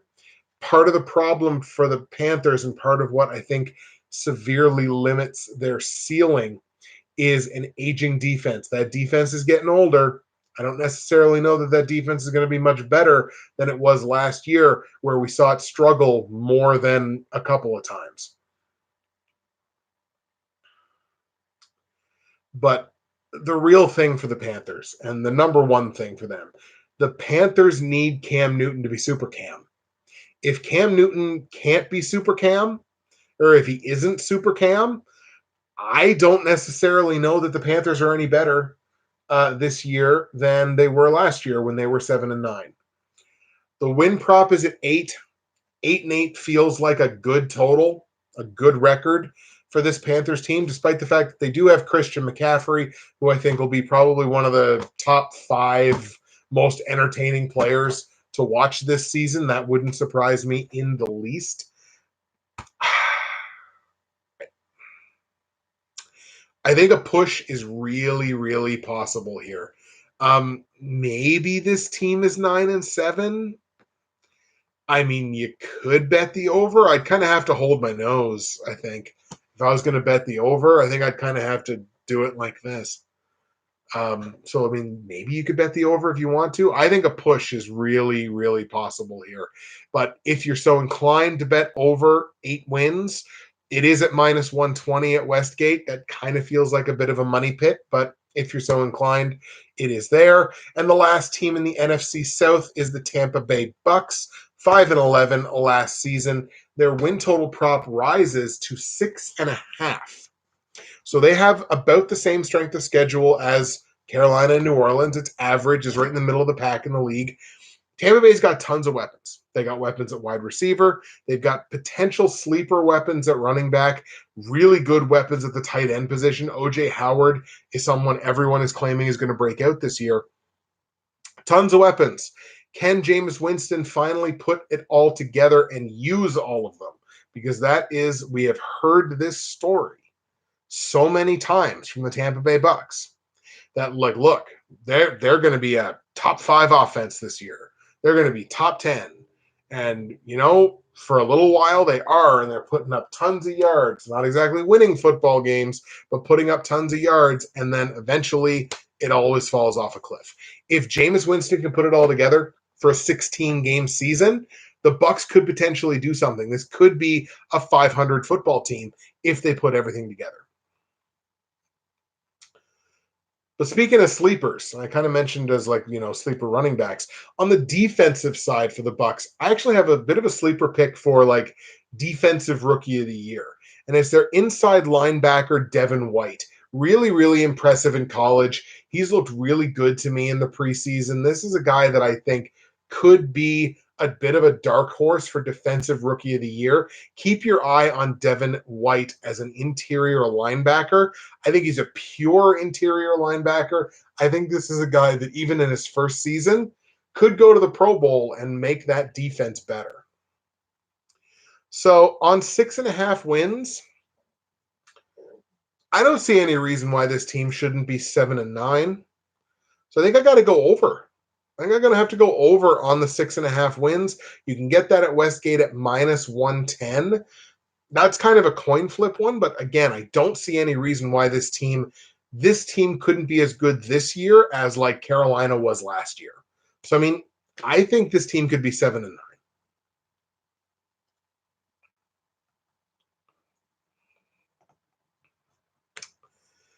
All right, that is 7 divisions down. We have 1 division left to go. The final division, the NFC West. Sorry, I was about to say NFC South. We literally just did that. So take this opportunity for one last time to let you know that at the top of the live chat, there is information for joining the Bridgewater's Finest Pick'em Pool for Season 8 of my YouTube show. The league ID or the group ID, and password is in the top of the live chat. Make sure you join that pool. It's always a ton of fun. We use the confidence point system. Everybody has a ton of fun with it, and it's ultra competitive. There may even be like a prize, maybe. Could there be a prize associated this year? Who knows? The only way you'll know is by joining and finding out and winning that pool. So get in there, get your week 1 picks in. Mine haven't been put in yet. I haven't even taken a look. But get your picks in as soon as you possibly can. Who knows? There could be a prize at the end of the year. Okay, so final division, NFC West.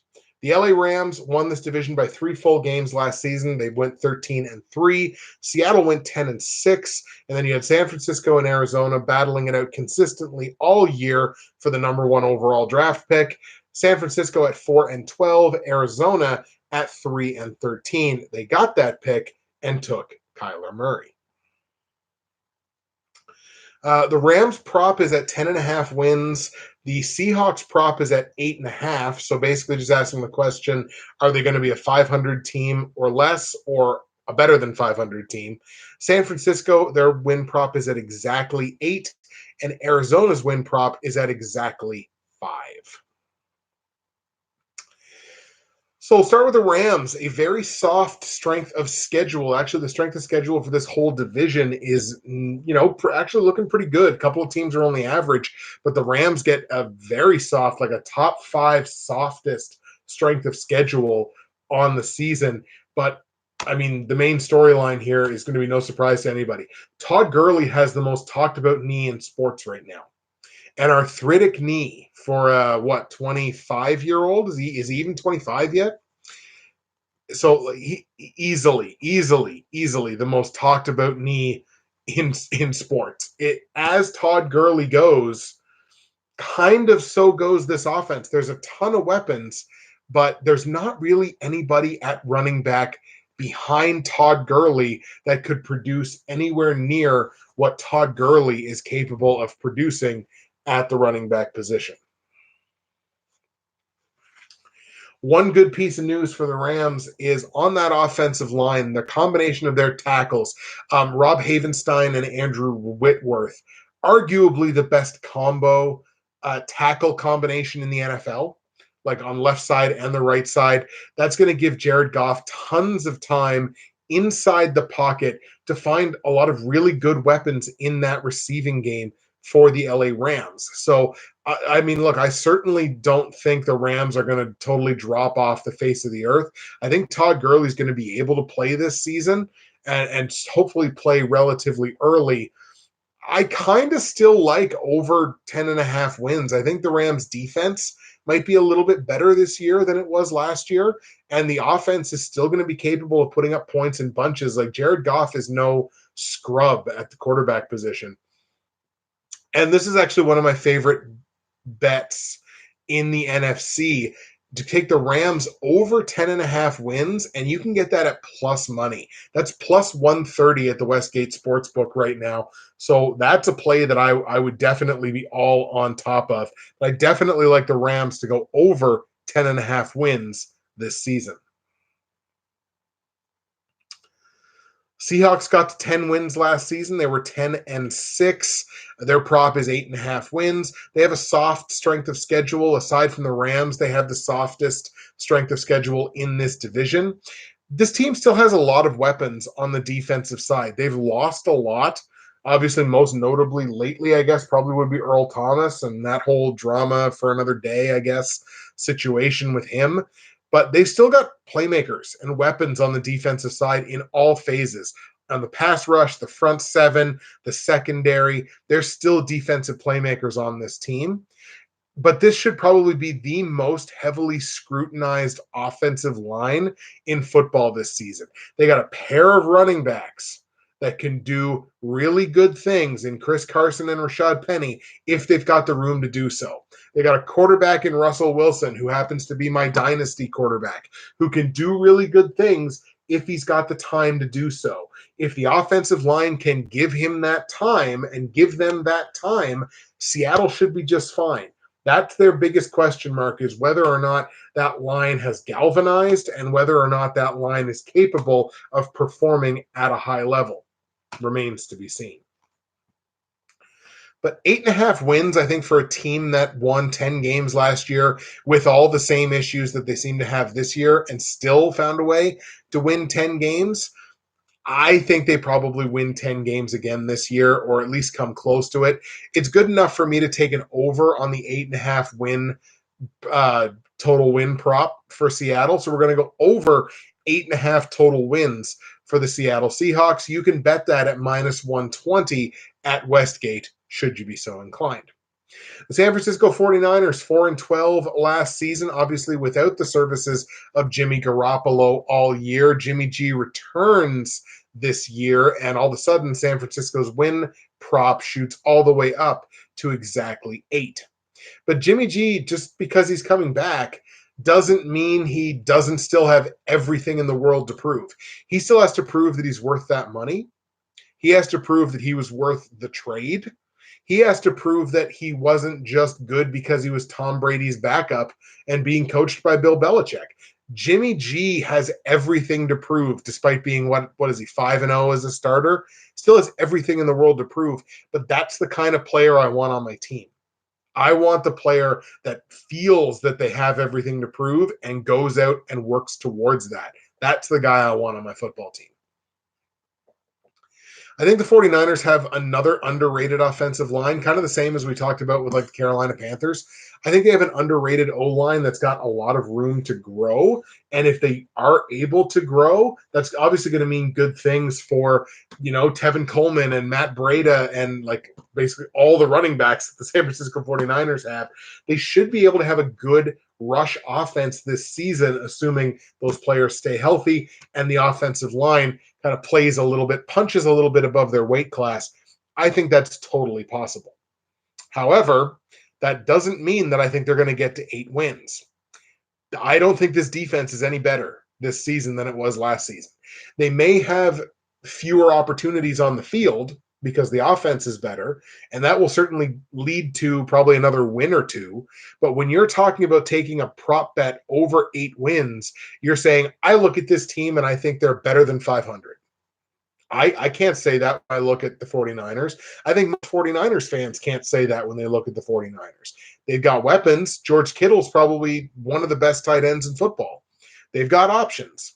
I just don't think they're above 500. So we're going to stay under on the 8-win prop for the San Francisco 49ers. And you can actually get that at plus money at Westgate. That's another one of my favorite plays in the NFC this season. Under 8 wins for the San Francisco 49ers. And you can get that at plus 120 at Westgate. 32nd team out of 32. It's the final team we're going to talk about. It's the Arizona Cardinals, obviously much discussed with the pick of Kyler Murray in this most recent draft. 3-13 last season. Their total win prop is set at 5 wins. They have an average strength of schedule, same as San Francisco does. They got all kinds of playmakers on defense. Like I talk about Budda Baker, who I think is arguably the best, certainly one of the best safeties in the NFL right now. They got playmakers in that secondary. They got pass rushers. They got linebackers. They've got players that can play the game. Whether or not that leads to total defensive team success kind of remains to be seen, but I mean they've certainly made the moves to make that defense better. Part of the problem for new rookie quarterback Kyler Murray is I think he's going to be running for his life for a large part of this season. That offensive line is capital B bad. That's a bad offensive line. It's going to mean bad things for the offense as a whole. Bad things for David Johnson trying to run the ball. Bad things for Kyler Murray trying to pass the ball or trying to stay on his feet or avoid a concussion. I think it's Kyler Murray's going to be running a lot this year. Now, the upside is he's really good on his feet. So in terms of Kyler Murray rushing yards, you might want to take over on whatever that prop happens to be. But I don't think Kyler Murray is going to have a gigantic breakout season. I think 5 wins is actually a pretty darn good total for this Arizona team. I think 5 wins is certainly doable for them to finish, 5-11. For them to be as good this coming year as Tampa Bay was last year, I could certainly see that. If I was forced to make a play, I might lean over on it because I think they're better. So, I mean, maybe they're a 6-10 team. I'd be a little surprised. But if I had to make a pick, absolutely had to, I'd probably go over on it, which you can get at -110 at Westgate. It's not a great play. It's not like I can't wait to run out to my bookie and make this bet. But if I had to make a play, I'd probably lean over on it. But expect a push. An hour and 45 minutes, and we are done. The team win props for the 2019-2020 NFL regular season. That counts as my season preview. Now, where we're going to go from here in the remaining probably 15 minutes to a half hour of the rest of this stream is we're going to be doing 2 things. We're going to be doing a little bit of NFL playoffs bracketology. So based on the way I think the regular season is going to go, I've got my top 6 seeds, 1 through 6, in the AFC and the NFC. And here with you live, I am going to do my NFL playoffs bracketology for the 2019 NFL playoffs, starting with Wild Card Weekend, going all the way up to what will be my Super Bowl 54 matchup, my Super Bowl 54 champion, as well as my Super Bowl 54 MVP. And all of that's going to be done live because I haven't actually done that yet. I've got my top 6 in each conference, but I haven't actually done the bracketology. So we are going to do that here together live. I'm going to put the football down because I have to pay very close attention. So here's how my conference seeding is going to look. In the AFC, my number 1 seed is going to be Kansas City. I got Kansas City finishing the season 12-4. My number 2 seed is the New England Patriots. I've got them finishing 10-6. My number 3 seed, the Baltimore Ravens. I also have Baltimore finishing at 10-6. Number 4 seed, I've got the Houston Texans. I've got Houston getting to 10-6 as well. The 2 wild card spots in the AFC will be taken by the Los Angeles Chargers. I got the Chargers at 9-7 as the wild card 1. And I've got Pittsburgh also at 9-7 as the wild card 2. That's how I think the AFC is going to shake out by the end of things. That's my seeding in the AFC. In the NFC, I'm still going to give the LA Rams the number 1 seed in the NFC. I think Todd Gurley comes back, turns it around, has a good season. I've got the Rams finishing 12-4. I have the New Orleans Saints finishing with an identical 12-4 record, but I'm giving the Rams the tiebreaker, where last season the Saints had the tiebreaker. So I've got New Orleans also at 12-4. They're my number 2 seed in the NFC. I'm taking the Green Bay Packers at 11-5 as the number 3 seed in the NFC, the Aaron Rodgers revenge tour, as I mentioned a little earlier. So I'm taking the Packers as the number 3 seed in the NFC at 11-5. I've got the Philadelphia Eagles as the number 4 seed in the NFC with a record of 9-7. I've got them winning that division at 9-7. I've got the Seattle Seahawks as the number 5 seed in the NFC in a tiebreaker at 10-6, and they beat the tiebreaker over the Chicago Bears as the number 6 seed in the NFC, also at 10-6.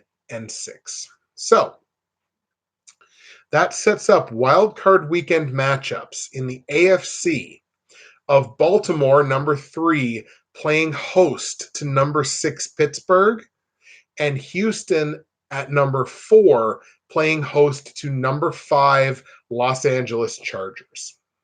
So that's where we're going to start. So we got Pittsburgh in Baltimore. I think that's one of those matchups ultimately that the home team decides it. I think the home team there is the team that winds up winning the football game, where I've got Baltimore winning the division. That gives them home field advantage. I am going to pencil in the Baltimore Ravens to beat the Pittsburgh Steelers on Wild Card Weekend to move on to the divisional round. The 4-5 matchup, again, I have the Houston Texans at home taking on the Los Angeles Chargers. By this point with the Chargers, Derwin James is back from injury. He's healthy. He's gotten back into the game flow. Ideally, Melvin Gordon is back in there. I think he's probably going to miss a few regular season weeks while his whole contract thing gets worked out, but he should be back. The Chargers should ideally be at full strength, and I think the Chargers are more than capable of winning this football game. So I'm going to take the Chargers, even though the game is in Houston. I'm going to take the Chargers as the wild card 1 to upset the Houston Texans on wild card weekend. So the Baltimore Ravens at number 3, once again, I'm going to have them traveling to New England to take on the Patriots as the number 2 seed. And the number 5 seed, LA Chargers, I've got them winning on the road, and they get the luxury of traveling to Kansas City to take on the 12-4 Chargers, number 1 seed in the AFC. Let's pop over to the NFC side on Wild Card Weekend. Again, we've got number 3 Green Bay at 11-5, taking on number 6 Chicago at 10-6. Playing host to that game is Green Bay. And number 4, the Philadelphia Eagles at 9-7, taking on number 5 Seattle. Green Bay and Chicago, obviously division matchup there. Two teams that know each other incredibly well. Obviously, Khalil Mack putting his vast array of skills to the test against a very good offensive line in Green Bay. I just think it's too much. I think Green Bay's too much. I think Aaron Rodgers' playoff magic. I think Aaron Rodgers has himself a hell of a season, and I think it continues into the playoffs. I'm going to take Green Bay at home as the number 3 seed to knock off number 6 Chicago and go on to the division round. That other matchup of Philadelphia at home taking on Seattle. If Seattle was a better road team, like if they traveled better as a football team, I might be inclined to take the upset here because I don't exactly think Philadelphia is going to light the world on fire. But Seattle's not a great traveling team. This would be them crossing the country to have to play the Eagles, and I just don't think that game winds up going well for them. So I'm going to take the number 4 seed Philadelphia Eagles 9-7 to beat the Seattle Seahawks, the 10-6 Seattle Seahawks, number 5 seed in the NFC. I take Philadelphia to win that game. So that sets up division round matchups in the NFC of the Philadelphia Eagles traveling to LA to take on the Rams, a 1-4 matchup, and the Green Bay Packers traveling to New Orleans to take on the New Orleans Saints in a 2-3.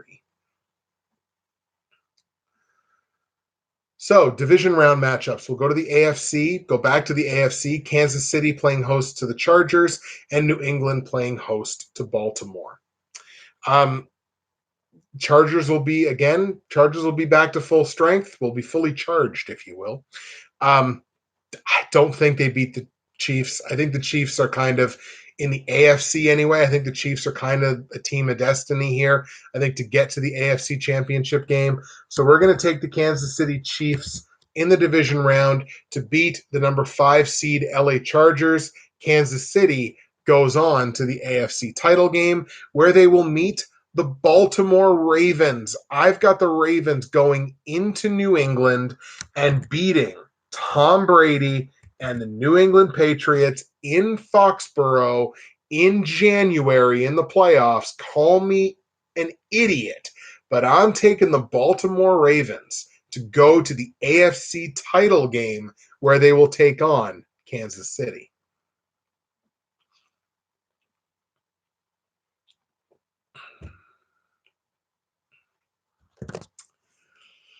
Now, division round matchups in the NFC. Again, Rams playing host to the Eagles and Saints playing host to the Green Bay Packers.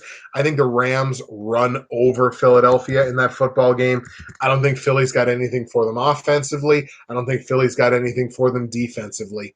So we're going to take the Rams to beat the bricks off the Philadelphia Eagles in Los Angeles to send the Rams to the NFC title game, and they will take on the New Orleans Saints. As much as I want to say that the Packers would have enough there to go into New Orleans and beat Drew Brees and the New Orleans Saints, I think everything that the Packers are going to do very well this year, the Saints do just a little bit better. So I'm going to take the Saints in that matchup. I got a 1 versus 2 matchup of the Rams and the Saints in the NFC title game, and I've got a 1 versus 3 matchup of Kansas City against Baltimore in the AFC title game.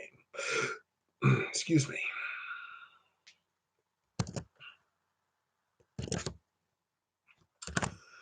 As we approach 2 hours on the stream, here we go. AFC and NFC title games. Over in the AFC, Kansas City against Baltimore. I think Baltimore, I really want to take Baltimore in the upset here. I really, really do. I just don't think they win back-to-back road games. I think they can beat New England, but I don't think they can beat New England and then beat Kansas City. We are going to take the Kansas City Chiefs at 12-4 to go to Super Bowl 54 as the representatives of the American Football Conference, where they will take on the New Orleans Saints. I've got the Saints going into Los Angeles. I don't trust the Rams in the playoffs after what I saw from them last season. And I think after a full and healthy season, Todd Gurley, I have questions about his ability to play into the playoffs. He could play one playoff game. Don't necessarily know that he can play back-to-back games in the playoffs and do so effectively. So I'm going to take the Saints. Saints in the upset. They beat the Rams in Los Angeles to go to Super Bowl 54 as representatives of the NFC.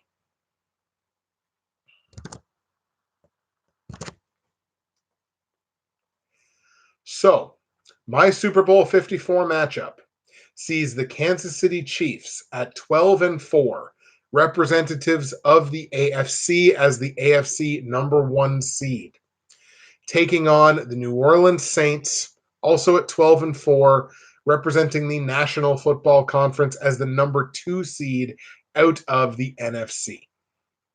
And by a final score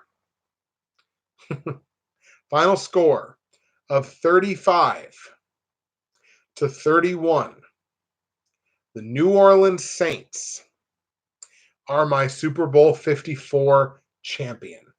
Drew Brees gets the ring, gets another ring. The defense comes up huge towards the latter part of that football game. I think the first half of that game is nothing but fireworks, but I think eventually the Saints defense clamps down and the Saints win that football game. Drew Brees is your Super Bowl MVP with 4 touchdown passes, 3 of them going to Michael Thomas. I'm going deep in this one. 3 of them going to Michael Thomas. Drew Brees wins the Super Bowl 54 MVP. The New Orleans Saints are your Super Bowl 54 champions, according to Bridgewater's Finest. So what do you think about the bracketology that we just went through? That's my playoff bracketology. Let me know what you think in the live chat or in the comments, boom, down below if you're watching the VOD. And as we are just ahead of 2 full hours on the stream, thank you so much if you dropped in live, taking the time to pay attention to what I'm talking about, or if you checked me out on the VOD. Thank you, thank you, thank you, thank you, thank you. We are going to finish things off with 5, not 1, not 2, not 3 or 4, 5 of my hottest takes for the upcoming NFL regular season in 2019. So here's the way we're going to do this. I got my phone, right? So what we're going to do, yes, I have some notifications. Don't worry about it. What we're going to do is I've got my clock, and I'm going to set myself 1 minute to give you this take, to justify this take. I'm going to say my topic sentence. I'm going to give myself 1 minute to make my argument. And in the comments section below, I want you to tell me, numbered 1, 2, 3, 4, and 5. I want you to tell me how you feel about my hot take. Do you completely agree with it? Do you kind of agree with it? Do you kind of disagree with it? Do you vehemently disagree with it? I want to know all of those things in the comment section below or in the live chat if you've joined me here for the live stream. So here we go. Hot take number 1. Again, I'm going to read my topic sentence, give myself a minute to justify it. You'll hear my alarm go off when it's done, and let me know in the live chat or in the comment section down below what the heck you think about it. Hot take number 1. The NFL playoff format should be expanded to 16 teams, and so should college football while we're at it. So the fact that only 12 teams out of 32 in the NFL make the playoffs is at least like forgivable. I'm not totally in love with the NFL playoff format, obviously, because I don't personally believe in playoff bye weeks. Like the bye week between the championship games and the Super Bowl, I get it. I would change the scheduling of the Pro Bowl, but I get it. I get why you would have a bye week in there. But the fact that the 1 and 2 seeds get a bye week right at the beginning of the playoffs, I don't think does them any favors. On the college football side, it's absolutely ludicrous that 4 to 6 teams out of how many Div 1 teams are there make the playoffs or have a shot at the playoffs. It's absolute ludicrousness. It should be a 1 versus 8, 2 versus 7, and so on format in college football. Same deal in the NFL. My hot take number 1 is done.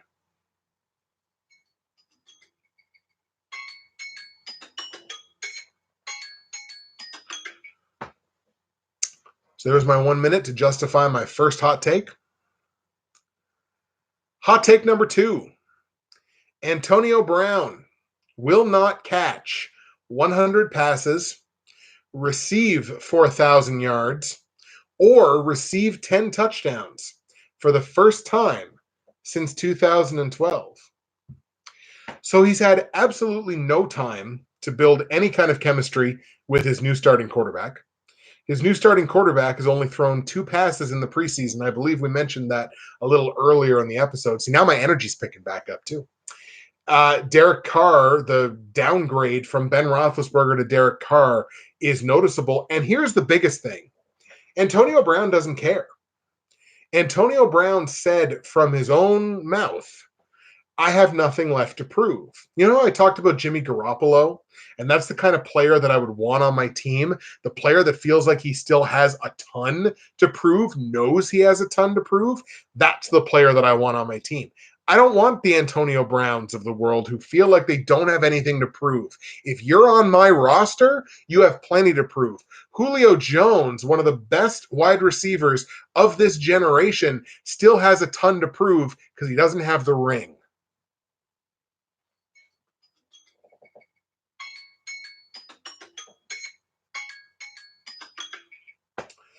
My only point was going to say Antonio Brown still has plenty to prove. That's all I'm saying.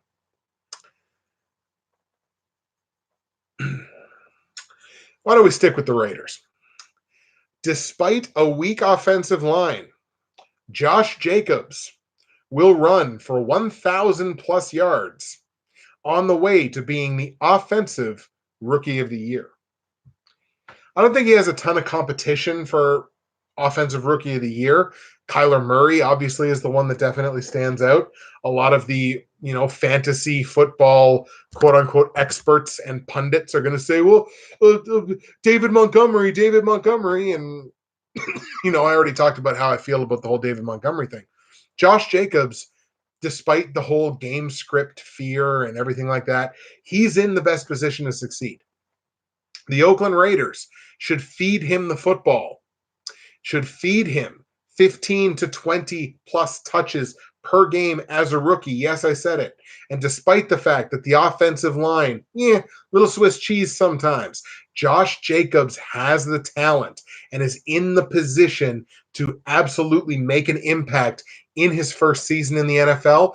I think he does it with 1,000 yards rushing, a couple of catches, a little bit here and there on his way to offensive rookie of the year.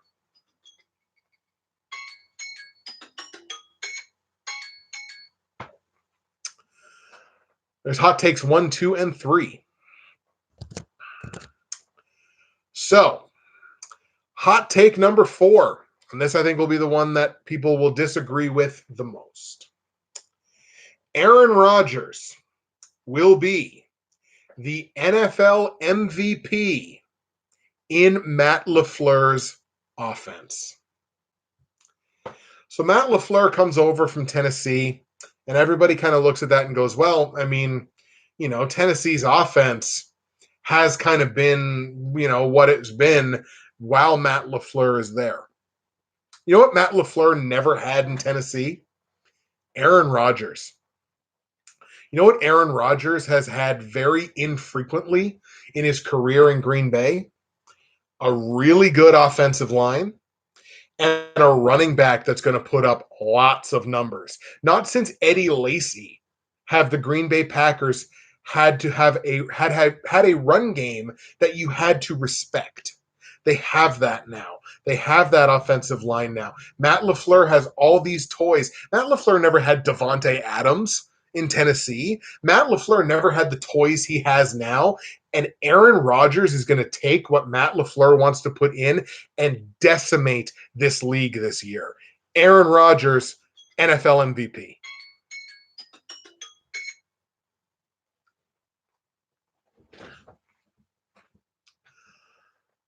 Now I'm here towards the end of the stream. Now I've got 5 people watching me live, just giving off these hot takes, hoping that I'm desperately wrong, I'm sure.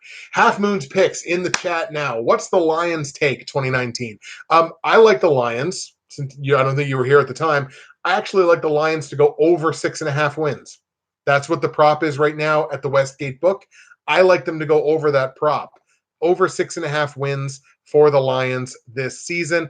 You can bet that at Westgate at minus 140, like I mentioned earlier. That's my take on the Lions. I think they got to feed Kerryon Johnson the football. I like him to go over 6.5 wins. 120 to 1 to win the division. That's an interesting one. That is an interesting one. Oh boy. Feels good.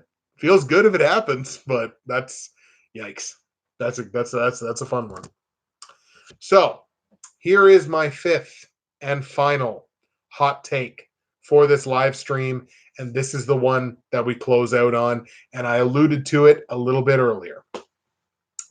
David Montgomery in Chicago will be a fantasy bust this season. I like David Montgomery's upside in the future. Tariq Cohen's not going to be here forever.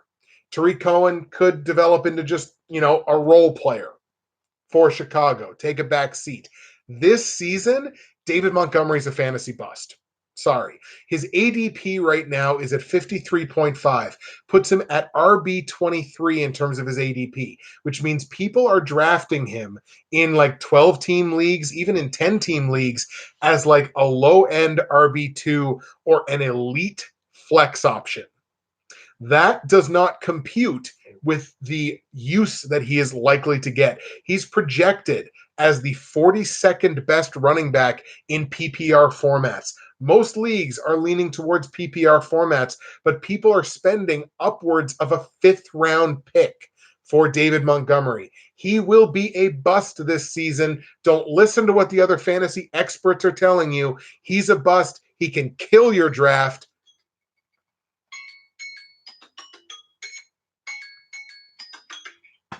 That's it. I got to cut it there. I'm done. Those are my 5 big hot takes.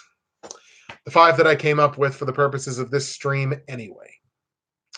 We are 2 hours and 10 minutes into the stream. I really picked up energy there towards the end when we started talking hot takes. That was fun. I'm not usually a hot takes person. I usually make fun of the hot takes people. But I was like, you know what? Let's stretch. Let's stretch and test myself a little bit here. I enjoyed that. I actually really dug that. That might be something that might have to come back in some way, shape, or form. So once again, now that I've given my 5 hot takes on the stream live in front of the world, or less than 10 people, what I want you to do in the comments section or in the live chat to your right, for all 5 of those hot takes, tell me if you strongly agree, kind of disagree, or strongly disagree with those takes. I want to know in the comments section below what you think of your boys' hot takes. So that's it. We've gone through total team win props for all 32 teams in the NFL. We've done my NFL playoffs bracketology, where I have the New Orleans Saints defeating the Kansas City Chiefs in Super Bowl 54, with Drew Brees winning the Super Bowl MVP. And my 5 hot takes heading into week 1 of the NFL season. I've also given you the information at the top of the live chat, and it'll be in the description of the video and the VOD below as well, for getting into Bridgewater's Finest NFL football picks pool, the Bridgewater's Finest pool for season 8 of my show. Get into the pick'em pool. It's a ton of fun every single year. Ladies and gentlemen, that's it for me, because I have to be to work in 8.5 hours. So that's it for me. Justin, Bridgewater's Finest on YouTube, Blockbuster_guy on Twitter, fueled today by water and anger over how high people are drafting David Montgomery. And thank you so much for taking the time to check out the stream or watching the stream on the VOD. We will see you again on Tuesday when it's time for week 1 picks. God, I can't believe it. Another season is upon us. Thank you. Take care. I love you. Have a good evening. Have a good weekend. Watch CFL this weekend. It's a big weekend in the CFL. Labor Day weekend. It's always huge. Watch it. Enjoy the games. And we'll see you on Tuesday.